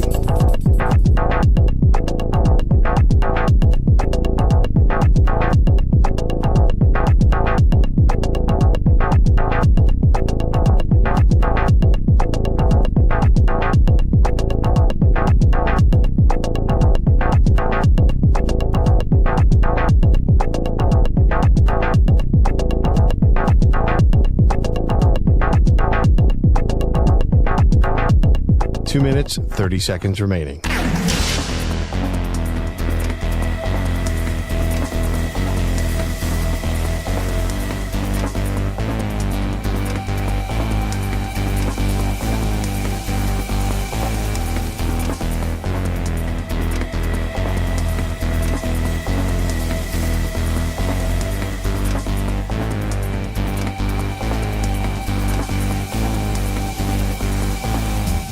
Two minutes remaining.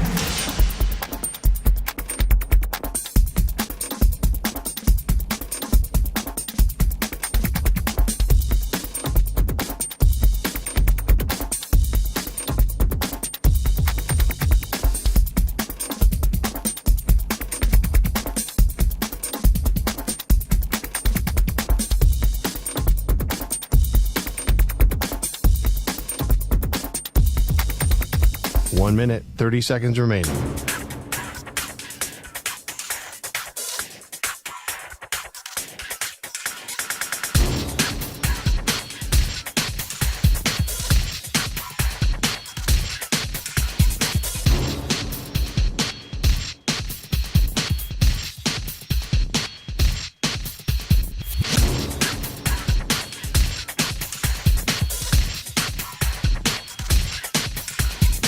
One minute remaining.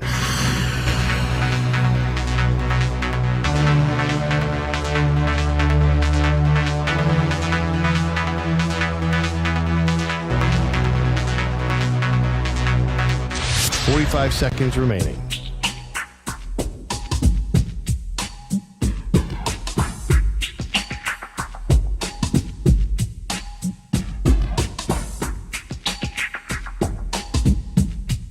Thirty seconds remaining.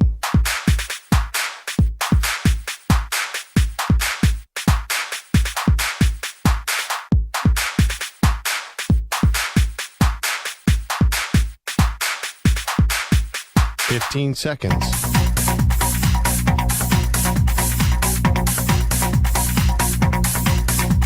Break ends in 5 seconds.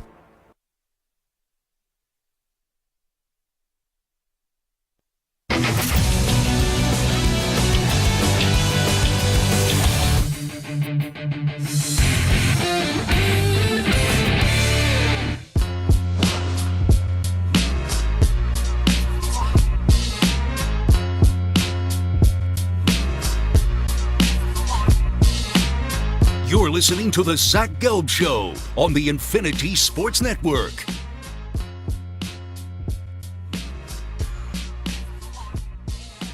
Alrighty, Zach Gelb Show, Infinity Sports Network. This portion of the program is brought to you by Ethos Life. The easy way to get life insurance in 10 minutes, up to $2 million in coverage with no medical exam. Just a few health questions. Get your free quote at checkethos.com. Not available in all states. So the college football season's over. Bobby Carpenter's going to join us 15 minutes from now to recap the season that was for the national champion Ohio State Buckeyes. Brett McMurphy, though, is already getting me excited for the next college football season. And I think when I do radio, my favorite thing to talk about is college football. You know, up until 3 years ago, I would say it's the NFL. But especially when you do a national show, and we have so many good affiliates in college areas, the passion and the buzz. Like last night being in the building, that environment, and I've been to, I got to say now, at least 10 Super Bowls, which is crazy. And I've had my team be in the Super Bowl too. But it's such a corporate crowd. Like you don't know who's rooting for who. Last night, I would say it was 65% Ohio State fans, 35% Notre Dame fans. Notre Dame fans were loud, though. Really loud. And they were outnumbered. But, geez, that environment was awesome. And it was like last year, Michigan-Washington, the environment was awesome. And that wasn't even, like, both these games weren't the greatest games that we've ever seen. But those environments were louder than anything I've ever heard at a Super Bowl. And there's just more passion there. But I'm sending a text out right now. And each and every opening weekend of the college football season, I go to our old pal Marash's house. And I'm writing this tweet right now, and I'm saying the countdown is on. And we usually do like a whole day of eating and drinking at Marash's house with his family and friends. So I just texted Maraz and the Bayou Bear. And we always do that the first college football weekend of the year. So Brett McMurphy just put this out there. 2025 season openers. And you know, could some of these games fall in week 0 and could some fall in week 1? I guess it's possible. But these are the openers for the 2025 season. Texas at Ohio State, Notre Dame at Miami, LSU at Clemson, the Battle of Death Valley, Iowa State at Kansas State in Dublin, Alabama at Florida State. Oh, you want to talk about a week 1 game? Norvell, DeBoer, the loser of that game. I would not want to be the loser of that game. Syracuse against Tennessee in Atlanta. I will never call it Hotlanta again, by the way, because it was freezing the other day. Freezing. Like, just a different cold. And I've been to Buffalo, for crying out loud. So you have Syracuse and Tennessee in Atlanta. Bill Belichick's debut is up against TCU.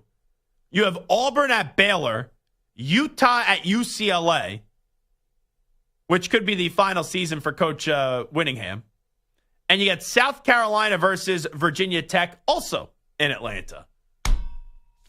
That's a monster opening slate of games when you just look at it, whether they're week 0 or week 1 for those teams' openers. Also, another thought with college football, a lot of pressure on the SEC heading into next year. That actually could be the biggest, outside of Arch Manning, I would say, and you have Arch Manning, Belichick at UNC, post-Shador and Travis life for Coach Prime. If you're looking at top 5 storylines, those are 3 of them. I would then say another one, and it could be the biggest. What is the SEC going to do this upcoming year?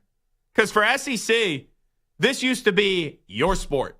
You dominated this sport. Yeah, other years, right? Other conferences could win it all. But this is usually your sport. And now with NIL and the transfer portal, Big Ten and SEC, not only on the same playing field. Who won the championship last year? Michigan. What conference they playing? Big Ten. Who won the conference? Who won the national championship this year? Ohio State. What conference they playing? Big Ten. Now let's see if the SEC can reclaim their throne. And this is the first time there's been, in a while, some legitimate feeling of vulnerability where you could make the case that the Big Ten's a better conference than the SEC. I think they're right there. But when you're right there and you have to have a tiebreaker, well, the last 2 national champions reside in the Big Ten. All right, so Kevin O'Connell has agreed to a big extension, a lucrative extension with the Minnesota Vikings. How many coaches in the NFL would you take over Kevin O'Connell? I think my answer may surprise you. I like O'Connell a lot. I got to go Sirianni. I would have never thought I would have said that about 2 months ago, but Sirianni has been to a Super Bowl and after this weekend could be to another Super Bowl. Dan Quinn, no. Cowboys don't have a coach. Giants, Brian Daboll, no. NFC West, Sean McVay, yes. I would take him over Kevin O'Connell. McDonald too early. Gannon, no. I would still say Shanahan. Lions, I would take Dan Campbell. Ooh, Matt LaFleur. Ooh, that's tough. That's the toughest one. I think I'm going to lean LaFleur just because I really hate this answer. I wanted to say O'Connell. You know what? The Vikings beat the Packers twice. So I'm going to say O'Connell. But Love does not have a lot around him. So right now, I have Sirianni, I have McVay, and Shanahan, and Campbell. So that's 4. I'll give the slight edge to O'Connell. But I could change my mind on that coming up in about 3 seconds. Ben Johnson, haven't seen enough yet. Todd Bowles, no. Raheem Morris, definitely no. Dave Canales, nice year, but stop it. Saints don't have a coach. So 4 coaches in the NFC. I would take over O'Connell. AFC. D'Amico Ryans, no, but close. Steichen, no. Jaguars don't have a coach. Callahan with Tennessee, no. Stefanski's really damn good. 2-time Coach of the Year award winner, but I'd rather have O'Connell. Zach Taylor, no. You know what? Tomlin and Harbaugh? Legacy-wise, yeah, better legacy than Kevin O'Connell. And I know O'Connell hasn't had any postseason success, but I've been more impressed with O'Connell recently than Harbaugh. Talk about John Harbaugh. And, if Tomlin keeps on winning without a quarterback, well, you just saw O'Connell have a better season really without a great quarterback. So I would say no with John Harbaugh and Mike Tomlin. Raiders don't have a coach. I'd rather have Sean Payton than Kevin O'Connell. I'd rather have Jim Harbaugh than Kevin O'Connell. I'd rather have Andy Reid than Kevin O'Connell. So that's 7 right there. Patriots, Vrabel. I give the slight edge to O'Connell right now. Right, let's see what Vrabel does with the Pats. Jets don't have a coach. I'll probably get Aaron Glenn. Mike McDaniel, no. McDermott's a fascinating one. I'm going to say McDermott because I think right now I think the Bills are going to beat the Chiefs this weekend. But let me see where we're at after that. So those are 8 coaches right there. Now, you could argue a few of them, but it's wild. We all perceive Kevin O'Connell to be this great coach. So do I. And if you throw Harbaugh and Tomlin also in there, that would be out of the top 10. Now you get a few discrepancies, but I think he's somewhere in that realm of 6 to 10. I would say is fair. He's got to be on any list that you put there, 6 to 10 in terms of, one of the top 10 coaches in the NFL. Coming on back, Bobby Carpenter joins us next.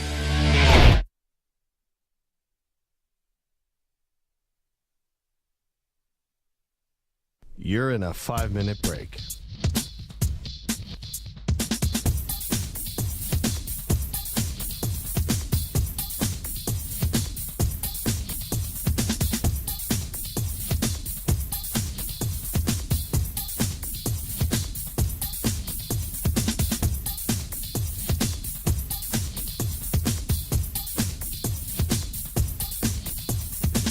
Four minutes, 30 seconds remaining.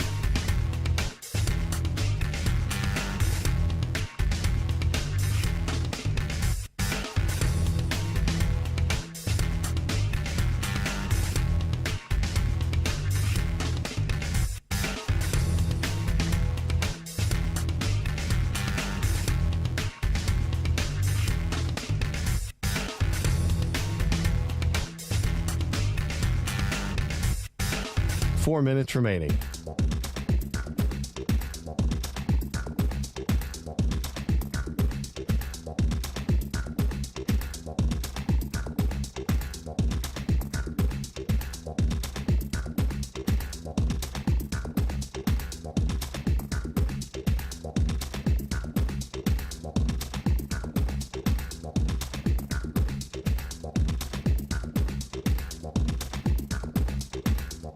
Three minutes, 30 seconds remaining.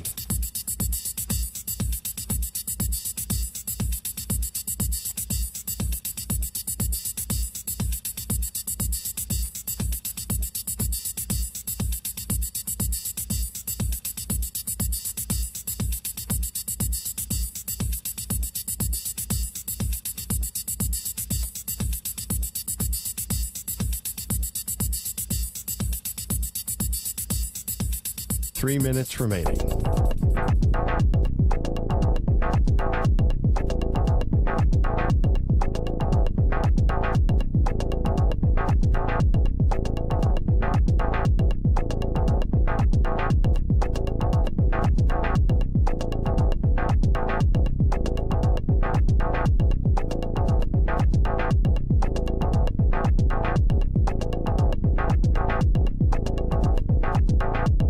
Two minutes, 30 seconds remaining.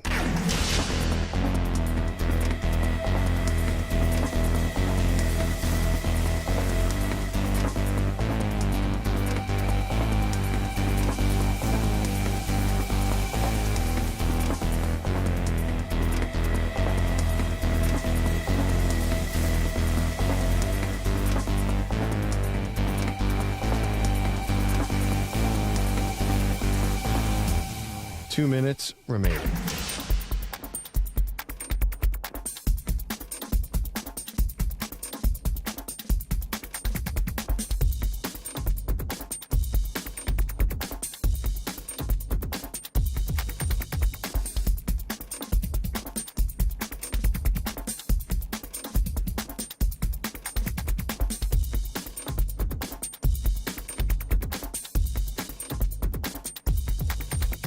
One minute, 30 seconds remaining.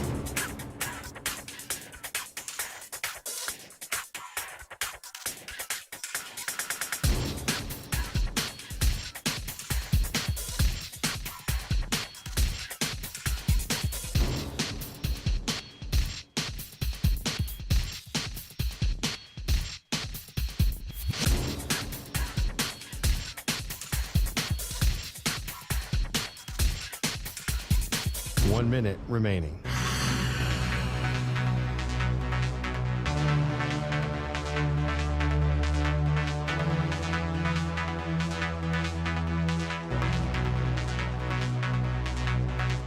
Forty-five seconds remaining.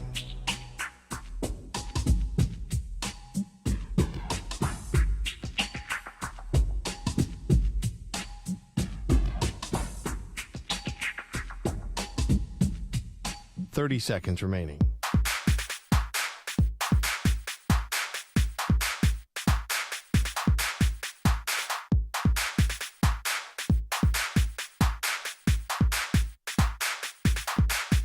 15 seconds.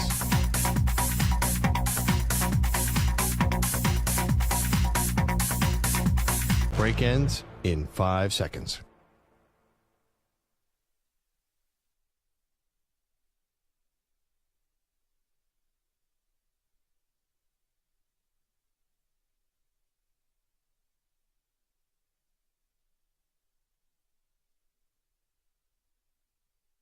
To infinity and beyond. He's live. He's nationwide. This is the Zach Gelb Show.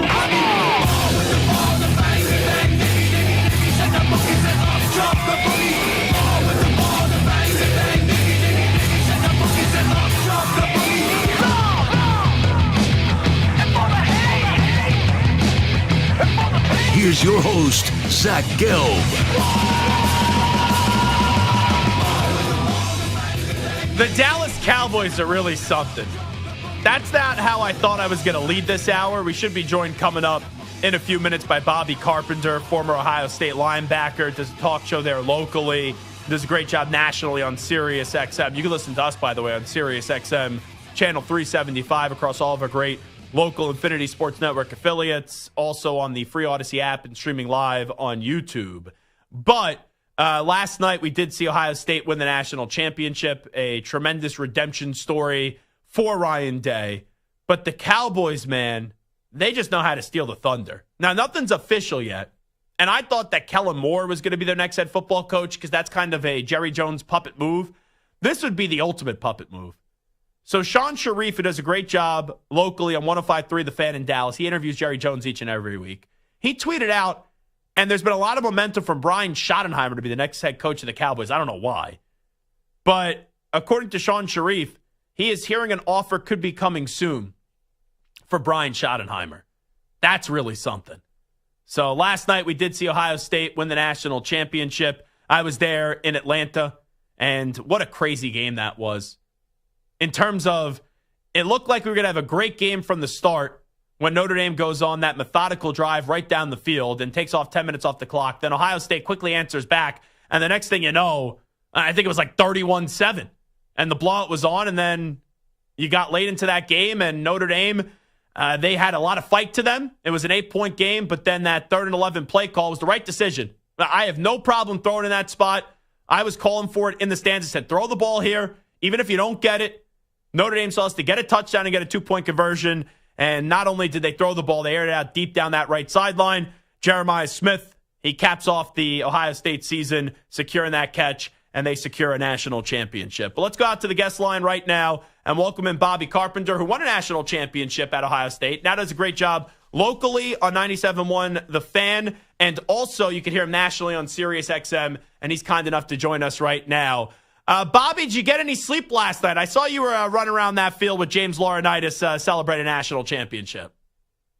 Yeah, not as much as I would have liked. I do AM radio in Columbus, Ohio, starting at 6 on 97.1 The Fan. So I got up about 5:30, scraped it off after going to bed at probably 4:15, and was able to handle that. And then I got to deal with that at 11:30 flight, the beautiful and efficient Hartfield Airport, which I don't know if you flew out today. I mean, I did. I was there 2.5 hours before. I'm lucky I made my flight. I mean, my goodness. I'm not sure who handles the logistics for those folks, but I feel like we might be able to do a little better job. So I got at the airport at 5 a.m, and I had TSA pre-check, and even then, like, it was only a 20-minute wait. But when I landed, and I landed by like 9 o'clock this morning here on the East Coast, I saw videos, 1.5 hour, 2-hour wait at TSA pre-check out the door. And I never thought, Bobby, that Atlanta would be cold.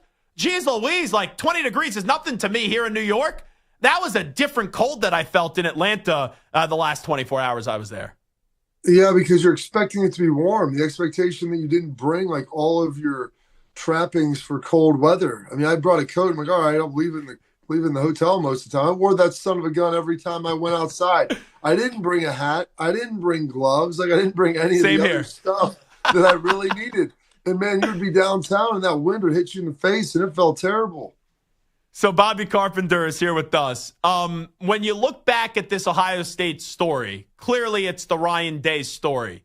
But from a player perspective, there's two iconic moments from this run. The decision to throw the ball and the catch by Smith down the right sideline to secure the national championship. And then in the round prior, the fourth down strip sack touchdown by Jack Sawyer. What to you is the defining play when you look back at this run, where if you have a championship DVD, that's going to be the first play that people think about? I think the Sawyer play, but it's an interesting question because Jack made an unbelievable play against Michigan on a goal line stand and, has an interception, runs it out to the 15, but that is lost to the annals of history, to the sands of time, because you don't win the game. And so I think the more impactful play, the bigger game, it almost felt like, was the Texas game and what Jack was able to do, strip sacking his former teammate Quinn Ewers, scooping him up himself, running all the way back. And in a game that was a one-possession game on the 1 yard line, it ends up being a 2-score victory. That only gets told if you're able to win that final game. And so I think that is the more impactful play, the one that people will remember.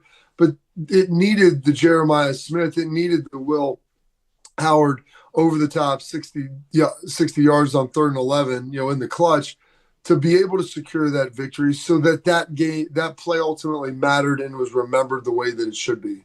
How about the game last night? Because, man, right before you joined us, I was saying Notre Dame comes out swinging to perfection, and they take off 10 minutes off the clock. Then it looked like this was going to be Notre Dame, Alabama from years ago in the national championship with how dominant Ohio State was. But that ended up being a game late, and ultimately, like we're talking about, the aggressiveness by Chip Kelly and Ryan Day was on full display, and Howard found Jeremiah Smith for that big victory as obviously Ohio State's national champions. Yeah, the Emeka Egbuka fumble kind of opened it back up for Notre Dame. And I give Marcus Freeman a lot of credit, man. He's a really good coach, former teammate of mine, a really great guy. And you can tell how much his players care about him, how much they believe in him. They kept fighting. I mean, they were down 27 or 28-7, talk about winning the middle eight. If Notre Dame scores, they have the ball for 10 minutes. But outside of that, they only possessed the ball for 18 minutes the rest of the game. So after that opening drive, I mean, they were behind the 8 ball. Ohio State was controlling it. They were 9-12 on 3rd down. They go score, 3 and out, score, 3 and out, end of half. Ohio State gets the ball, scores. And, they're driving again. And, the Emeka Egbuka fumble, I think, kind of opened it back up. Those guys believed in Marcus, and that allowed them to get back in the game. And I think it was a fitting ending, for a coach that, he talks about wanting to be more aggressive, leave no doubt, knock them out. It's his mantra and that team's mantra moving forward. To be able to be stuck with a 3rd and 11, I mean, I'm like, I'd run it out. Let's run the deep comeback. We've been running it. It's effective. They can't stop it. You know what? And he said, hey, let's go for it. We've got the best receiver on the planet and a quarterback that, even though people don't think is very good, just set Ohio State completion percentage record and broke C.J. Stroud's, completed 13 straight. I mean, it looks pretty damn accurate to me, Zach. So that's the play that ultimately sets it up with a guy that, people claimed couldn't get it done, throwing to a true freshman who might end up, one day being a Gold Jacket member in Canton. Bobby Carpenter here with us. I remember talking to you after Ohio State lost to Michigan, and you were still supportive of Ohio State keeping Ryan Day. Now 6-7 weeks later, they're national champions after blowing out Tennessee, just totally taking care of Oregon. The Texas game was close, but they won it. They win the national championship last night. I know that you like Ryan Day a lot, but what are you feeling today, seeing the narrative really shift and go from down and out to now being on the top of the college football world that Ryan Day is? That's a little bit of the era that we live in society, where you're either the best or the worst. It's completely binary. Like, you can't have a measured opinion on anything where, hey, I think Ryan Day is a really great football coach. You're going to have a hell of a time replacing him with someone better. However, he needs to find a way to beat Michigan. Like, those two things can both be true. And he has an issue with that. It's something that's going to come up again next year, and I'm hoping that he's able to get that corrected. I think he learned a lot with this, but then you go and see an epic run. I mean, one of the most difficult runs you'll ever find, a 4-game stretch. This Ohio State team beat 5 top 5 teams this year. You see the interaction with the players in him. And that's the thing. I mean, I don't know if you got a chance to see it at the end of the game. And I was on the field, so I didn't necessarily get a full view of it. I'm going to go back and rewatch the game. But, I mean, those guys picking him up and passing him around. Yeah. I mean, you would think that he sees her, crossing the Rubicon, marching in. Like, I mean, they had the palm leaves out and everything. So, like, that connectivity they had, and there's always going to be people that they live on Misery Island, man. They're the grievance place. They're like, hey, does this national championship have an asterisk to it? Was it an unfinished national title? Because it doesn't have a Big Ten championship. It doesn't have a bit one over Michigan. I'm like, man, you guys go live in that disconnected reality. This was the best team in college football. I don't think there's any debating about it with who they beat, how they looked, and the manner in which they went. And if you want to keep talking about hot seats and Misery Island, like, nothing cools off a hot seat like a Gatorade bath. So let's just enjoy it, and let's realize that this guy's one hell of a football coach and a really great man as well. You know what? It's so funny you say that, because one of my close friends attended and graduated from Ohio State, and we were getting into it this morning. And I'm not usually a Ryan Day defender, right? I've had my fun hand up at his expense, but I was defending him today, and it's like the fact that I needed to defend him to Ohio State fan, but he said to me, Bobby Carpenter, am I super happy we won the college football playoff? Of course. Am I excited about the future? Absolutely. But the game has changed. The thought of Ohio State making the Rose Bowl pre-2014 with the loss to Michigan is laughable. How would Duke fans feel if John Shire never won a game against UNC until somehow won March Madness after 5 years? Happy but jaded. I'm talking to an Ohio State fan. I couldn't believe that was a text that I was getting today from my buddy. I mean, listen, man, like, go get a bowl of ice cream and just enjoy the day. Like, I mean, can we not have any nice things? And here's the thing with this, and I've talked to a lot of people about it. And listen, I'm from the state of Ohio. I grew up here. I went to Ohio State. I understand what it means. I have 3 pairs of gold pants. I've got 1 national championship ring. And I said on Get Up with Greeny, I was like, I would trade one of these gold pants, which would be like sacrilege, for another national championship, being the best in the country. And it's really not even a tough choice. But the game can still mean as much emotionally. And this is what we're worried about, Zach, with this 12-team playoff, that the regular season wouldn't matter as much. Well, hell, it looks like it still matters a hell of a lot to a lot of people. Like, emotionally it matters. But the reality is the gravity of the game, of what it means with the respect of the entirety of a season, it's changed. And it honestly changed more than 10 years ago when you went to the divisions and you went to a Big Ten championship. It wasn't the last game anymore. And then all of a sudden, you have a 4-team playoff, and so you could maybe get in even without winning that, winning the Big Ten. And now, you're getting in without winning your conference, and you go win a national championship. So yes, that game will mean a lot emotionally to a lot of people, me being one of them. But we also have to look at it. It is a little bit more of an NFL model now. And I mean, you'd rather have your team playing the very best the last 4 weeks of the season or 4 games of the season than maybe winning a rivalry game, no matter how painful that might be. No one questioned the talent of this team, but you wonder if they could come together and do what they did last night. Looking back at it, do you think they needed to lose to Michigan to get the best out of this team? Because it did feel as if we just saw a different gear from that team once they did lose to Michigan and what we got to see in those 4 games in the college football playoff. People talk about leadership, and I get a chance, I'll do some speaking on it and developing culture and all these things. And they just, what is culture? Well, I don't want a bad culture, but I can't really define how to get a good one. Like, you just know it when you see it. And as much as the loss to Michigan, I think, was a huge part of it, I think the main part of that loss to Michigan was the criticism that Ryan Day had become publicly from outside of the Woody Hayes and really, not really nationally, but locally, statewide, of how much people were leaning in on him. And those players love the guy, man. They absolutely love that man. And I think that there was a galvanization that happened where, like, listen, our coach isn't perfect. He came out, we had this players only meeting plus the head coach. And I think he was probably brutally honest about his shortcomings and some of the things that happened. And the players were talking about what they could do.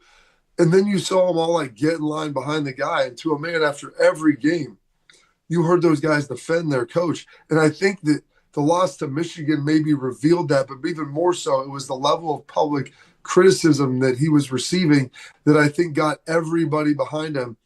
And it was as much, let's win it for each other as let's win it for him. Yeah, I'll let you run in a few seconds. Bobby Carpenter here with us the day after Ohio State wins the national championship. You said about my observations being on the field last night as the game was ending.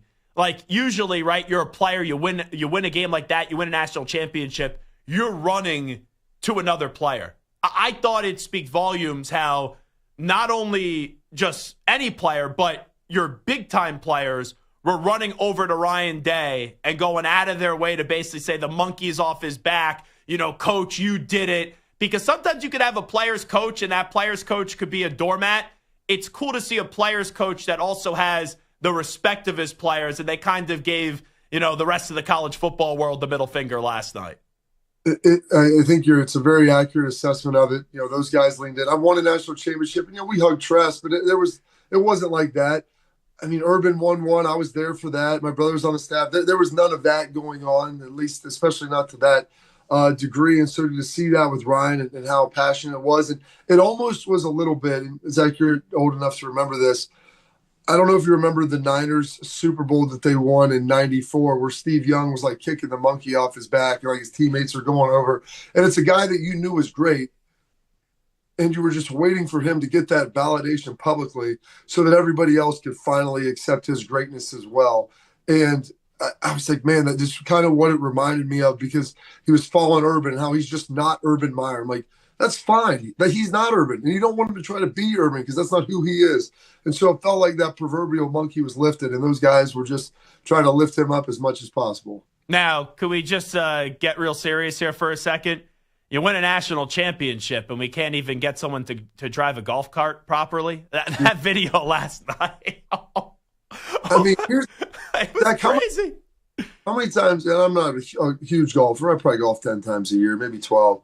The amount of times I ride in a golf cart with my one leg hanging out the side. I mean, Ryan, you talk about celebration to getting a foot amputation or crushing your foot against that wall.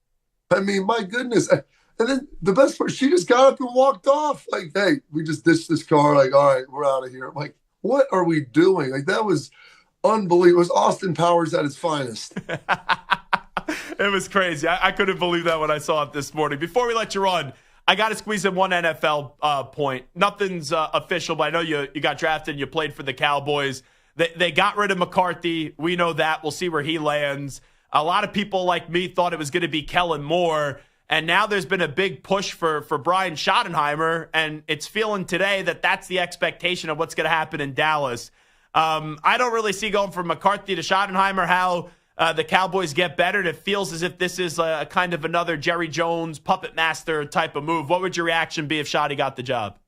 I like Brian personally. I mean, he's a great guy. I've never played for him, but I've gotten to know him socially, and I know my dad always loved his dad, Marty, and what he was about. And I think this is kind of middling it. He hired Jason Garrett before. He wanted a coach with experience the next time, so he didn't want quite the learning curve. So that's why he goes with Mike McCarthy, who'd won a Super Bowl. And maybe he's not the great innovator, but he's a leader and he's experienced. Well, that obviously he gave you good, but he didn't give you great.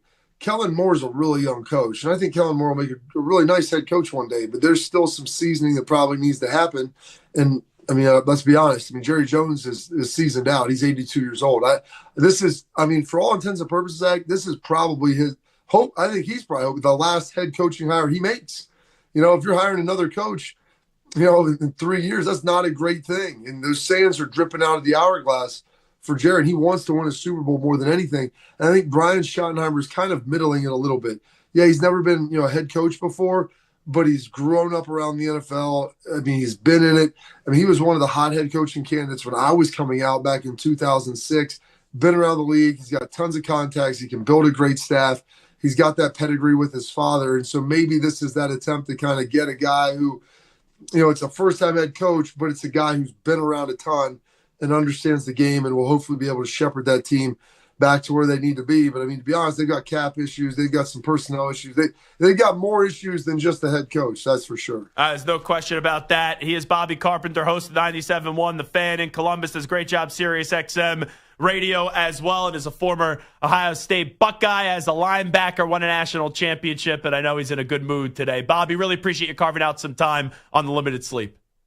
Hey, my pleasure. Anytime. There you go. Bobby Carpenter joining us. Always love when we get to connect with him. Really good stuff there on Ryan Day, Ohio State, and then at the end with the Dallas Cowboys. We'll take a timeout. Zach Gelb Show, Infinity Sports Network. You're in a 5-minute break.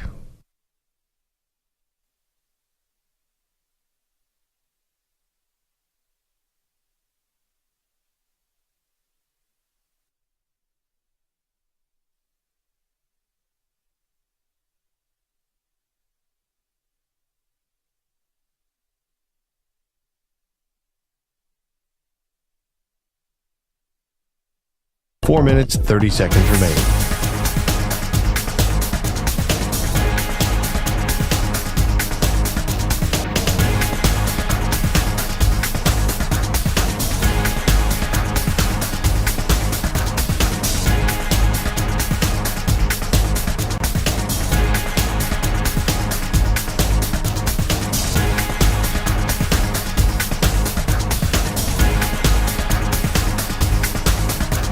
Four minutes remaining.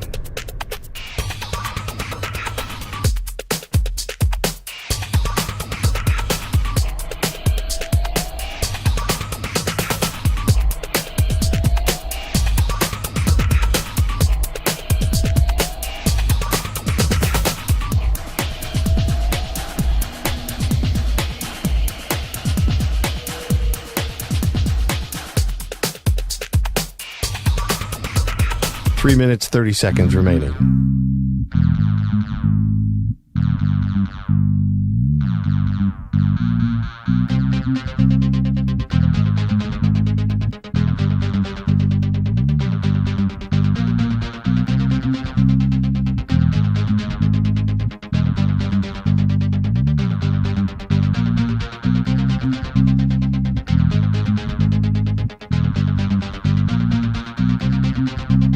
Three minutes remaining.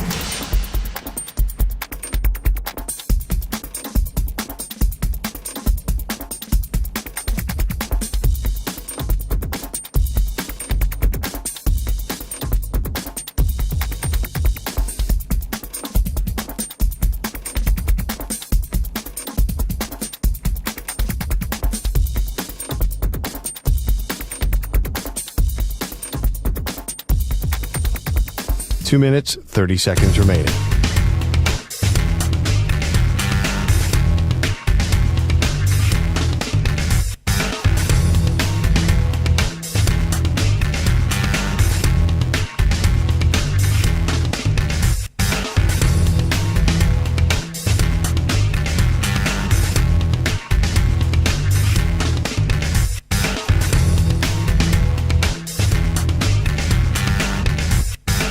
Two minutes remaining.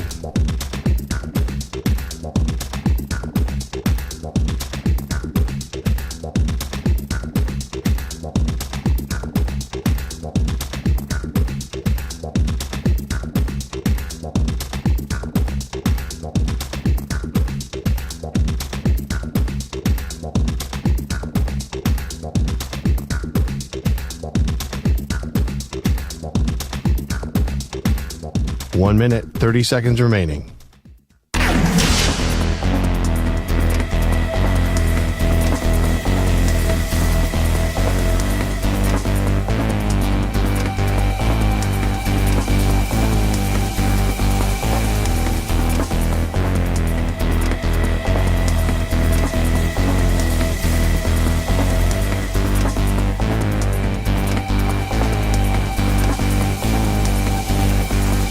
One minute remaining.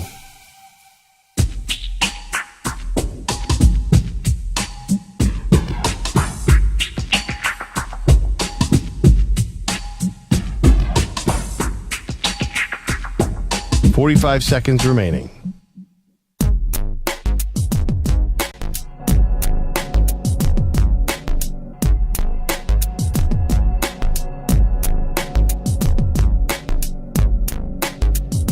.30 seconds remaining.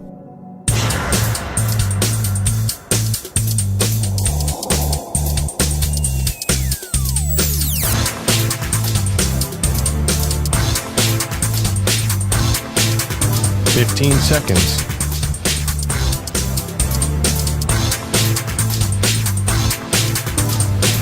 Break ends in 5 seconds.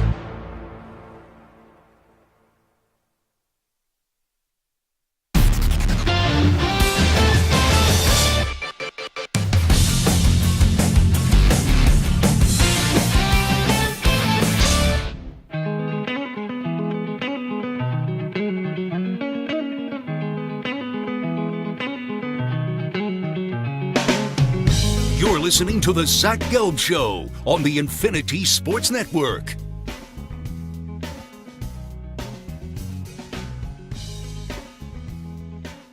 All righty, Zach Gelb Show, Infinity Sports Network. So, this Brian Schottenheimer stuff, I get it, but I don't.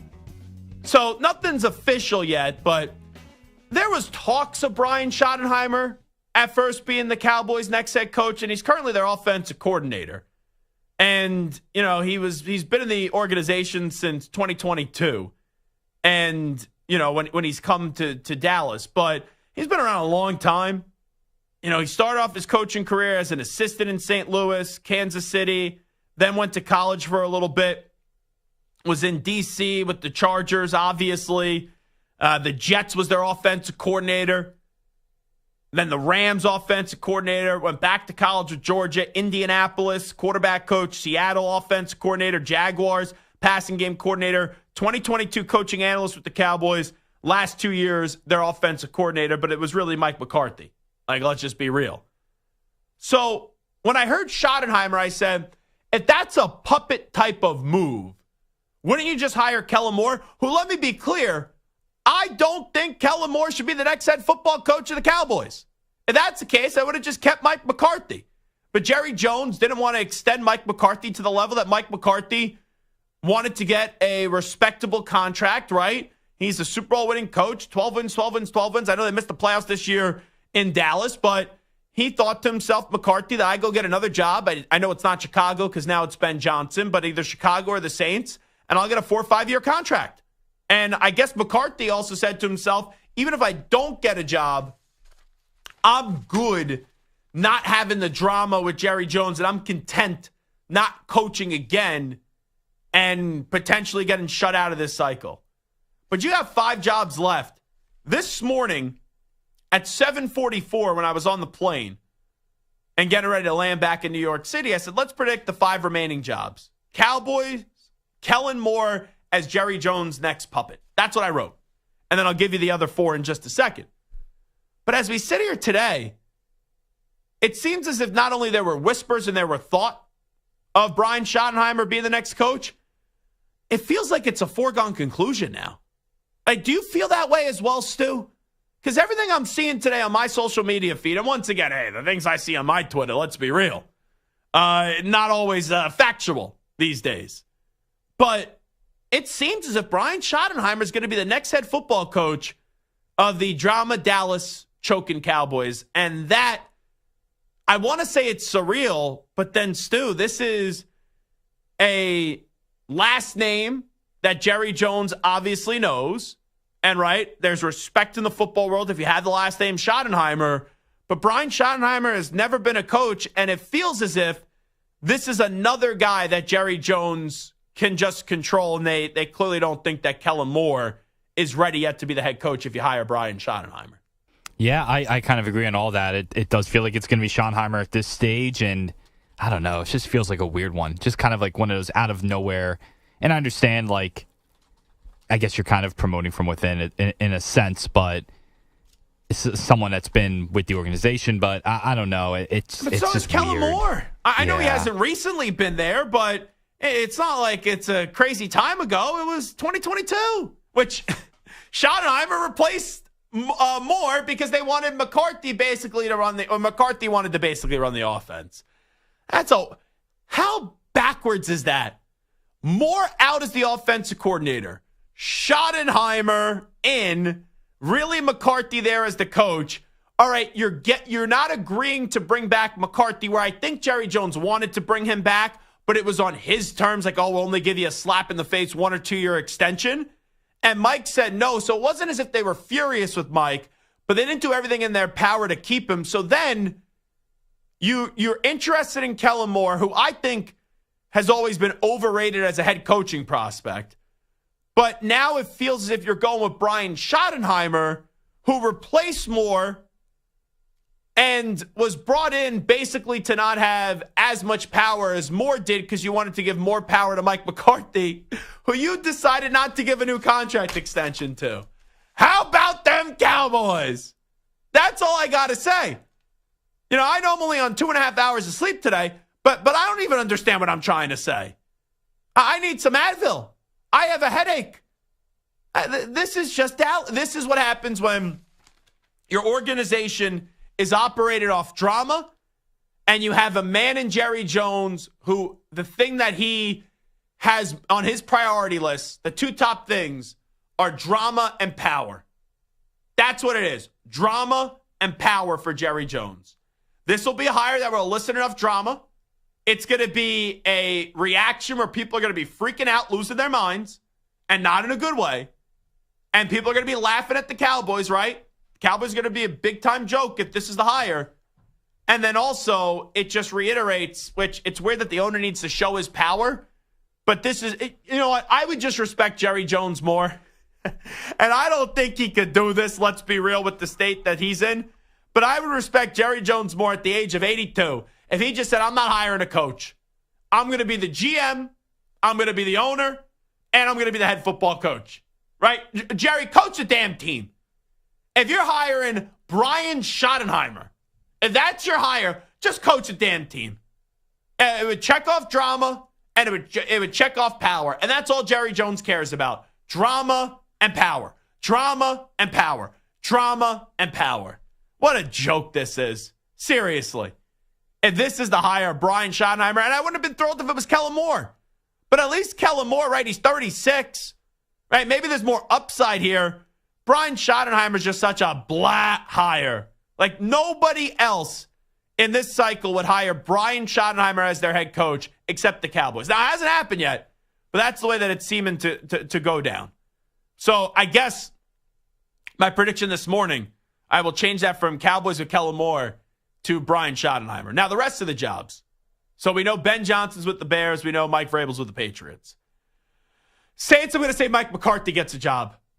Now, I'm not fully confident in that one, but if McCarthy was willing to walk away from Dallas and maybe he thought he would just be able to hitch his wagon to the Bears, because at the time, right, it was believed that, yeah, the Bears we all knew were interested and wanted Ben Johnson, but it didn't feel as if Ben Johnson wanted them. Now Ben Johnson is their head coach. So you had to have a backup plan. I don't think McCarthy let the Cowboys saying, I only am going to go to the Bears. So I think it's the Bears and the Saints are the first two jobs that were mentioned from McCarthy. I'll say the Saints now end up getting Mike McCarthy. I do believe also what factors into that. I think the Saints wanted Aaron Glenn, but Aaron Glenn has been meeting with the Jets today, and I saw Rappaport said this morning their plan is to not let him leave the building without giving him a chance to become the next head coach. We know Aaron Glenn was involved in the front office there in the past, has played there right in the past. So the Jets, you could say, are home for him. And you look at Aaron Glenn, that's someone where, if I'm a Jet fan, I'm going to be quite honest, Aaron Glenn is deserving of a head coaching job. I don't know how excited I am because similarities, like a few years ago, we talked about Robert Saleh, defensive-minded coach, great energy, great leader of men. We're going to say the same damn things about Aaron Glenn, right, if you're a Jet fan, which I'm not. But him being one of your own, maybe it changes it. He's a player there from 94 to 2001. I would have liked and a personnel scout from 2012 to 2013. Now, he also coached with the Saints as well. But I would have liked to have seen the Jets get a little bit more of an experienced name. But, in terms of someone that's been a head coach before. But that's not going to be the case. So I'll say Aaron Glenn to the Jets. I'll say McCarthy to the Saints. The Cowboys now are going with Brian Schottenheimer, PU. And then that leaves us with the Jaguars and the Raiders. You know what's weird, Stu? Robert Saleh? He's got a second interview with the Jaguars. I know he's coached there before. Shad Khan, you got to be kicking yourself today. And I joke earlier, what photos does the GM of the Colts, Chris Ballard, have of Jim Irsay? What photos does Trent Baalke have of Shad Khan? You could have had Ben Johnson. I don't know if Ben Johnson's going to be Lombardi or Belichick. Right? I don't know how great Ben Johnson's going to be, but he's one of the names. You had a chance to go to prom with one of the hottest girls right in your class. That's what you had a chance to do. And instead, you weren't over your previous relationship and you missed the boat. Right? Like, you needed to make Trent Baalke a previous relationship. Instead, you kept him around when someone else a lot better was trying to get a part and be a part of your organization. And that's why I think ultimately Ben Johnson said, I'm not going to the Jaguars because, right, alignment, I don't view eye to eye with Trent Baalke. Ryan Poles, you know what? It may not be perfect either, but you could argue you maybe want to rather go with Caleb Williams right now, right? And that's the big sell for Chicago. And the Raiders, they could have given you all the power, but they don't have a quarterback. So a lot more wear and tear on Trevor Lawrence. So I could see it being Robert Saleh. I'm going to hope for the Jaguars' sake, though, it's Liam Cohen. Like, just go young offensive mind if that's the case. Saleh just had all this talent with the Jets. You know, maybe out of the Big Apple of New York and being out of that spotlight, he could be a better coach. But, geez, he was a pretty rotten coach with the Jets.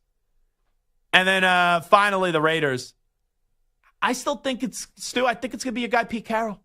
I think it's going to be Pete Carroll, Brian Flores, and I still don't believe that Brian Flores is getting a job. But it seems as if Brady wants a big name. He tried for Ben Johnson. Admirable effort. Now I think you bring in Pete Carroll and just get some consistency in the organization. I don't know if the Raiders will be any good with Pete Carroll, but at least you have a respectable coach, and maybe he can lay a foundation in these 3 years where whenever he does walk away and hangs them up, the next guy that takes it over finds the Raiders in a much better spot than what they're currently in now, which is just an absolute bleep show. Yeah, it makes sense. They could do far worse. And you said stability. That's the key word. They just need someone that can just, get it started. Yeah. And they got to draft a quarterback at some point, and they got to build a better team. But I think having a guy like Carroll as the coach who has the experience would at least help that, at least help start that. And look at the division right now. Like the Chargers and the Broncos, they have stability with their head coach. Jim Harbaugh, phenomenal. Sean Payton, really great coach, right? And the quarterbacks, right? Like Bo Nix had a good freshman year. Bo Nix has been a freshman in like 20 years. He had a good rookie season with the Broncos. But am I ready to say that Bo Nix is going to be a superstar in this league? No. So there's still some questions with him. Justin Herbert, right? He's got to go win a playoff game, right? He's a good quarterback, but he just had 4 interceptions. But at least there's stability. And there's a feeling of, okay, Harbaugh and Sean Payton, if they can't get it right with the Chargers and the Broncos, then who will, right? You don't feel good then if they can't get it right. But you feel stable with those guys. You have some trust and some confidence. Andy Reid, the next time we'll really have a question about the Chiefs is this BS vulnerable stuff that we do every year, but really when Andy Reid walks away. Like just who's going to be the next guy, but you still have the great quarterback in Mahomes. So there's not a lot of questions, legitimate questions in that division. And that's why you bring in Pete Carroll to try to tie up all the loose ends and just get you to be at least a product that you look at when they're on the shelf and you go, okay, I'm at least interested in it. Not right now where it's like, yeah, I don't care if you say, give me this product for free. I'm not interested in your crap. Right? I don't think I can turn your garbage into gold. Pete Carroll just needs to make them look presentable. So that's what I'll go with right now. Saints McCarthy, Jets Aaron Glenn, Jaguars, I could see it being Robert Saleh, but I'll go Liam Cohen. Raiders, Pete Carroll, and then the Cowboys, I guess Brian Schottenheimer, because that's been the flavor of the day so far. Pretty rotten flavor, if you ask me. And how about Bobby Carpenter? I thought it was a good point. You're trying to find the middle ground, right? Like you like McCarthy, but that didn't work to what you thought it was going to be. You like Jason Garrett, and he didn't have the experience of being a head coach before. So you go with a guy that has some experience but never being a head coach, right? Schottenheimer's more than more, and it's still someone that you could control. Like, yeah, if you did a Venn diagram of Mike McCarthy and then also with Jason Garrett, if you're looking at a first-time head coach, like, yeah, that's probably Schottenheimer. You're going to make the playoffs a few years, but you're not going to go to an NFC championship game. You're not going to go to a Super Bowl. So it's a very uninspiring hire if that's the case in Dallas. But nothing official yet. Just we did see that Sean Sharif said that he is hearing that the Cowboys are preparing to offer the head coaching job to Brian Schottenheimer. Hearing an offer could be coming soon for Brian Schottenheimer. That is from Sean Sharif of 105.3 The Fan in Dallas. Update time. Here's Zach. Infinity Sports Network Sports Flash. Well, the Vikings suffered a stunning and abrupt end to a terrific season, starting speculation about Kevin O'Connell. But a year left on his contract, but he's not going anywhere. The Vikings coach and the team have come to terms on a lucrative long-term extension.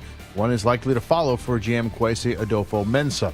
The Bears filled their coaching vacancy, officially announcing Ben Johnson. Today, the Jets could be doing the same as they're meeting with Aaron Glenn for a second time and could make a move that would prevent him from meeting with the Saints on Thursday. Ron Torbert has been named the referee for Super Bowl 59, and Brian Schottenheimer could be staying in Dallas as he is set to interview the Cowboys coaching vacancy, while the Patriots are reportedly set to name Josh McDaniels their offensive coordinator for a third stint in New England for McDaniels. Ichiro set to become the first Japanese player to be elected to the Baseball Hall of Fame. The class of 2025 will be announced shortly. The only intrigue surrounding the former Mariner is whether or not he is a unanimous choice. CC Sabathia is also on the ballot for the first time and expected to get the nod, while Billy Wagner hoping for the call on his last year on the ballot. The Dodgers strike again. Reports indicate they're close to a deal with reliever Kirby Yates. This after coming to terms with Tanner Scott. How about that?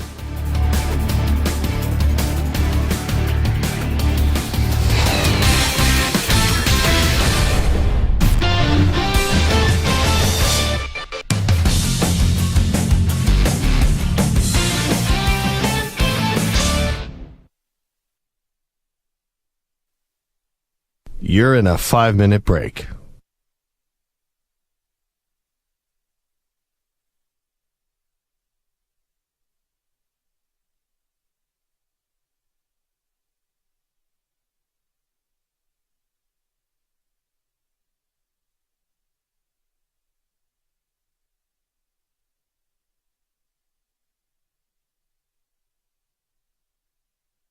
Four minutes, 30 seconds remaining.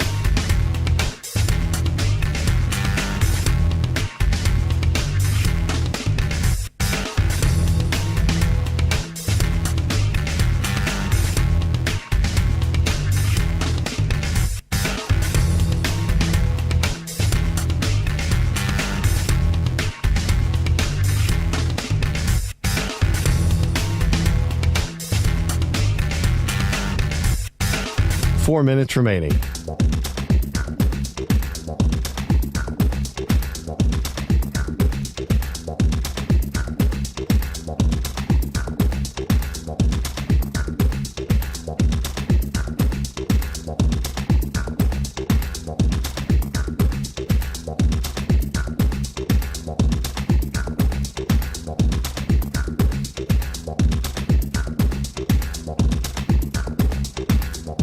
Three minutes, 30 seconds remaining.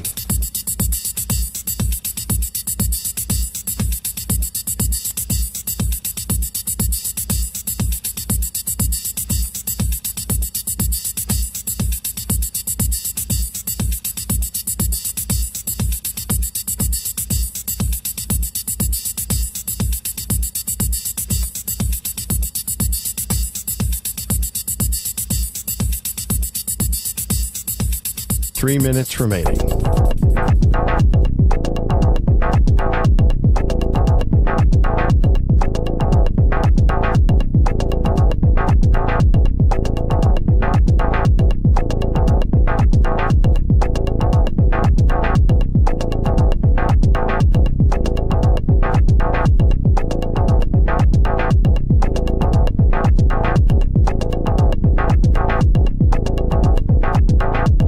Two minutes, 30 seconds remaining.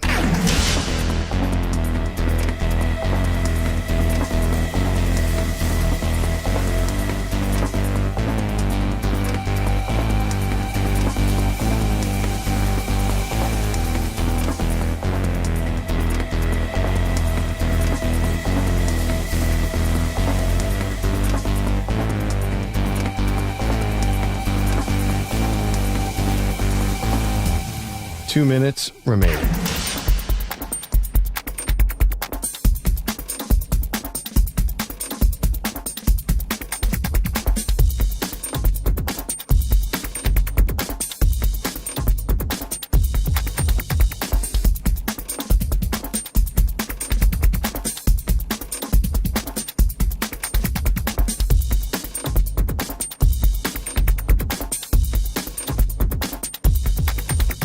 One minute, 30 seconds remaining.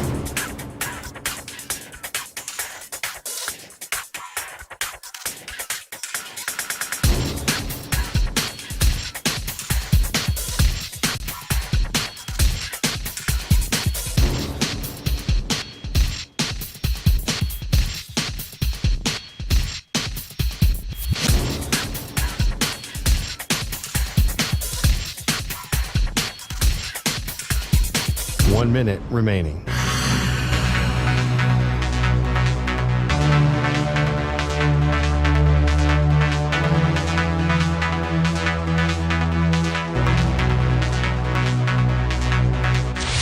Five seconds remaining.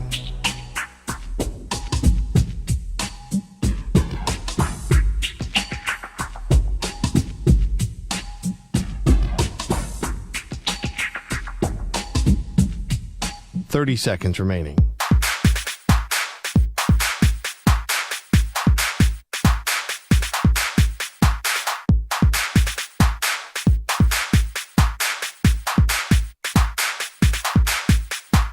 Seconds.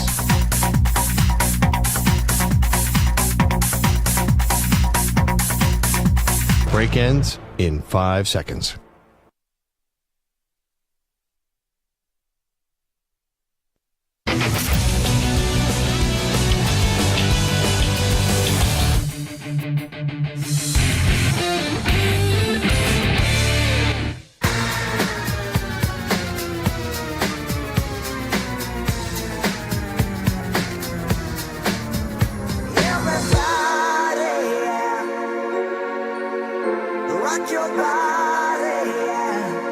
Hey, this is Howie. And this is Nick. From the Backstreet Boys. And you're listening to the Zach Gelb Show. And guess what? Zach is back. All right. He's live. He's nationwide. This is the Zach Gelb Show. Oh, my God, we're back again. So I'm looking at this Hall of Fame ballot, and the results are going to come out in just a bit. You know, Bobby Abreu, not a Hall of Famer. Carlos Beltran, I think there's a case to be made. Mark Burley, no. Carlos Gonzalez, no. Curtis Granderson, no. You know, Felix Hernandez, I feel as if he's just someone that injuries derailed his career, but since he is someone that is in this new era of pitcher, right? Where you don't have to have 300 wins or things like that. You know, he's a 6-time All-Star Cy Young Award winner, MLB wins leader, 2-time AL ERA winner. You know, had a perfect game. Oh, man. I'm going to say no. But I think that's a fascinating case. Stu, you think Felix Hernandez is a Hall of Famer? Gonna say no, but man, if he was on a different team, it felt like every year with the Mariners, kind of like Jacob deGrom with the Mets, like he could have had like 25 wins, 20 to 25 wins so many times, and he was just on a team that never scored runs for him, and they were never like in playoff contention either. Yeah, he reminds me a lesser version of Johan Santana, where there could have been more years there, and Santana obviously won 2 Cy Youngs and had a triple crown. But you look at Johan Santana, who did get in. Johan Santana got a Hall of Fame. I'm reading something that says member of the Venezuelan Baseball Hall of Fame. Sorry, I was gonna say I don't remember that. I was like, I don't remember Johan Santana getting in. I always remember that he didn't get on the ballot. So if Johan didn't get it, I don't think Felix Hernandez is going to get in the Hall of Fame.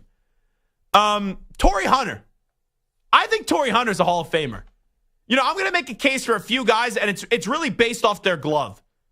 I would say Torrey Hunter is a Hall of Famer one day. Andrew Jones, how does that guy not get in the Hall? I know he had a bunch of Braves, but Andrew Jones should be a Hall of Famer. And I think Omar Vizquel should be a Hall of Famer as well. Where you at on those guys? I'm not saying for today, but Torrey Hunter, Andrew Jones, and Omar Vizquel. Probably less on Hunter than the other two. I think Andrew Jones would definitely be a Hall of Famer. I'm shocked it's taken this long. He might. I think he has a chance to get in this year, but the fact that we're waiting this long for him is kind of crazy.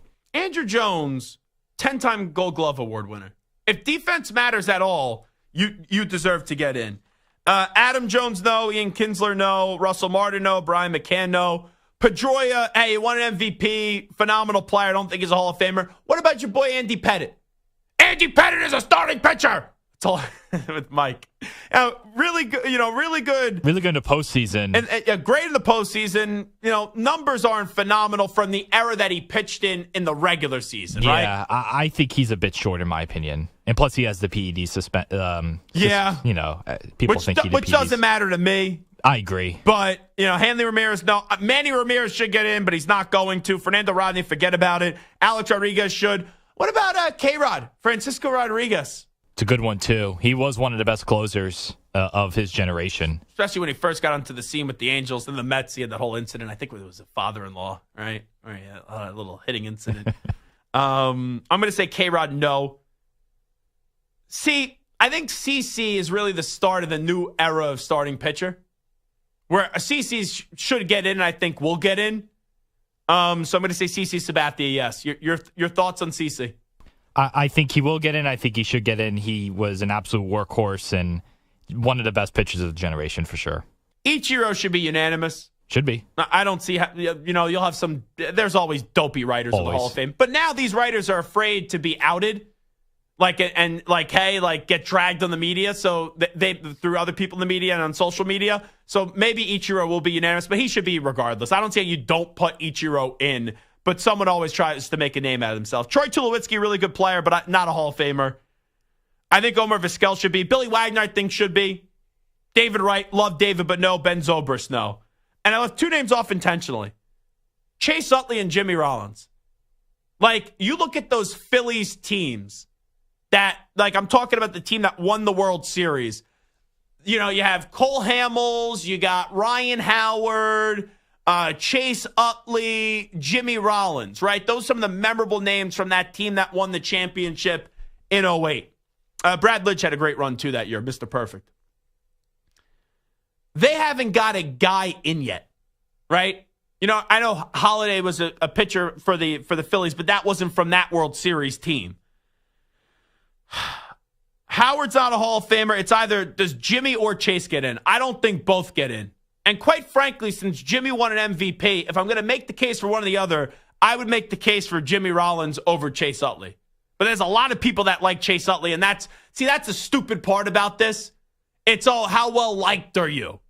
How well liked are you by the baseball media? And you even see it with the steroid stuff. Ivan Rodriguez, Pudge, should be a Hall of Famer.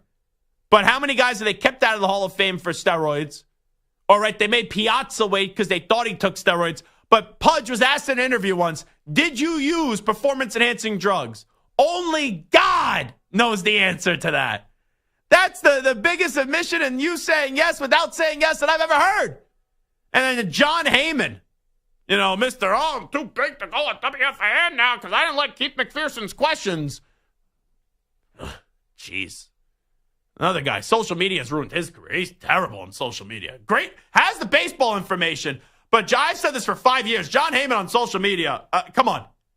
Hire someone to do your social media. But John, and he has a big following, reputable baseball reporter. But social media has done him no favors. He has lost there. But John wouldn't vote for Piazza, but votes for Pudge. Huh. Made a big stink about that. I'm still not over that if you can't tell. Piazza, he can't vote for him. He may have used. I don't know. But Pudge, only God knows if I used. Oh, yeah, no problem. Put him in right away. I would say, though, Stu, Jimmy would be a Hall of Famer, in my opinion, before Chase Utley. But if you put a gun to my head, who gets voted in first, I may say it actually may be Chase. I agree. I think neither are. If I had to put one in, it would be Rollins. But it probably will be Utley, yeah. Yeah, okay. So that's kind of how I look at it. I also hate this thing where you got to wait a certain amount of time. It's like when you retire, I should be able to say you're a Hall of Famer or not. And then sometimes we get talked into it, or it's like, oh, a guy's been on the ballot 8-9 years. He was good enough. We'll put him in. But, hey, what can you do about that? All righty. That will do it for the Zach Gelb Show on the Infinity Sports Network on a Tuesday. Congratulations to Ohio State on winning the national championship. Also a fun year that we got to see from the Notre Dame Fighting Irish. Also a sensational season for college football. Really did enjoy it this year. We'll be back tomorrow at 3 p.m. Eastern, noon Pacific time. I'm going to get off the air, and I'm going to go to sleep because I need some sleep. Because, I'm on 2.5 hours of 3 sleep. I don't even know. Not a lot of sleep. Surprised I was able to formulate enough sentences here and sound like I somewhat know what I'm talking about today. And it was a quick show. So, Stu, Samter, thank you. Bobby Carpenter, thank you. Ack, thank you to each and every one of you. Appreciate you tuning in, everybody. We out. Bye-bye. Peace.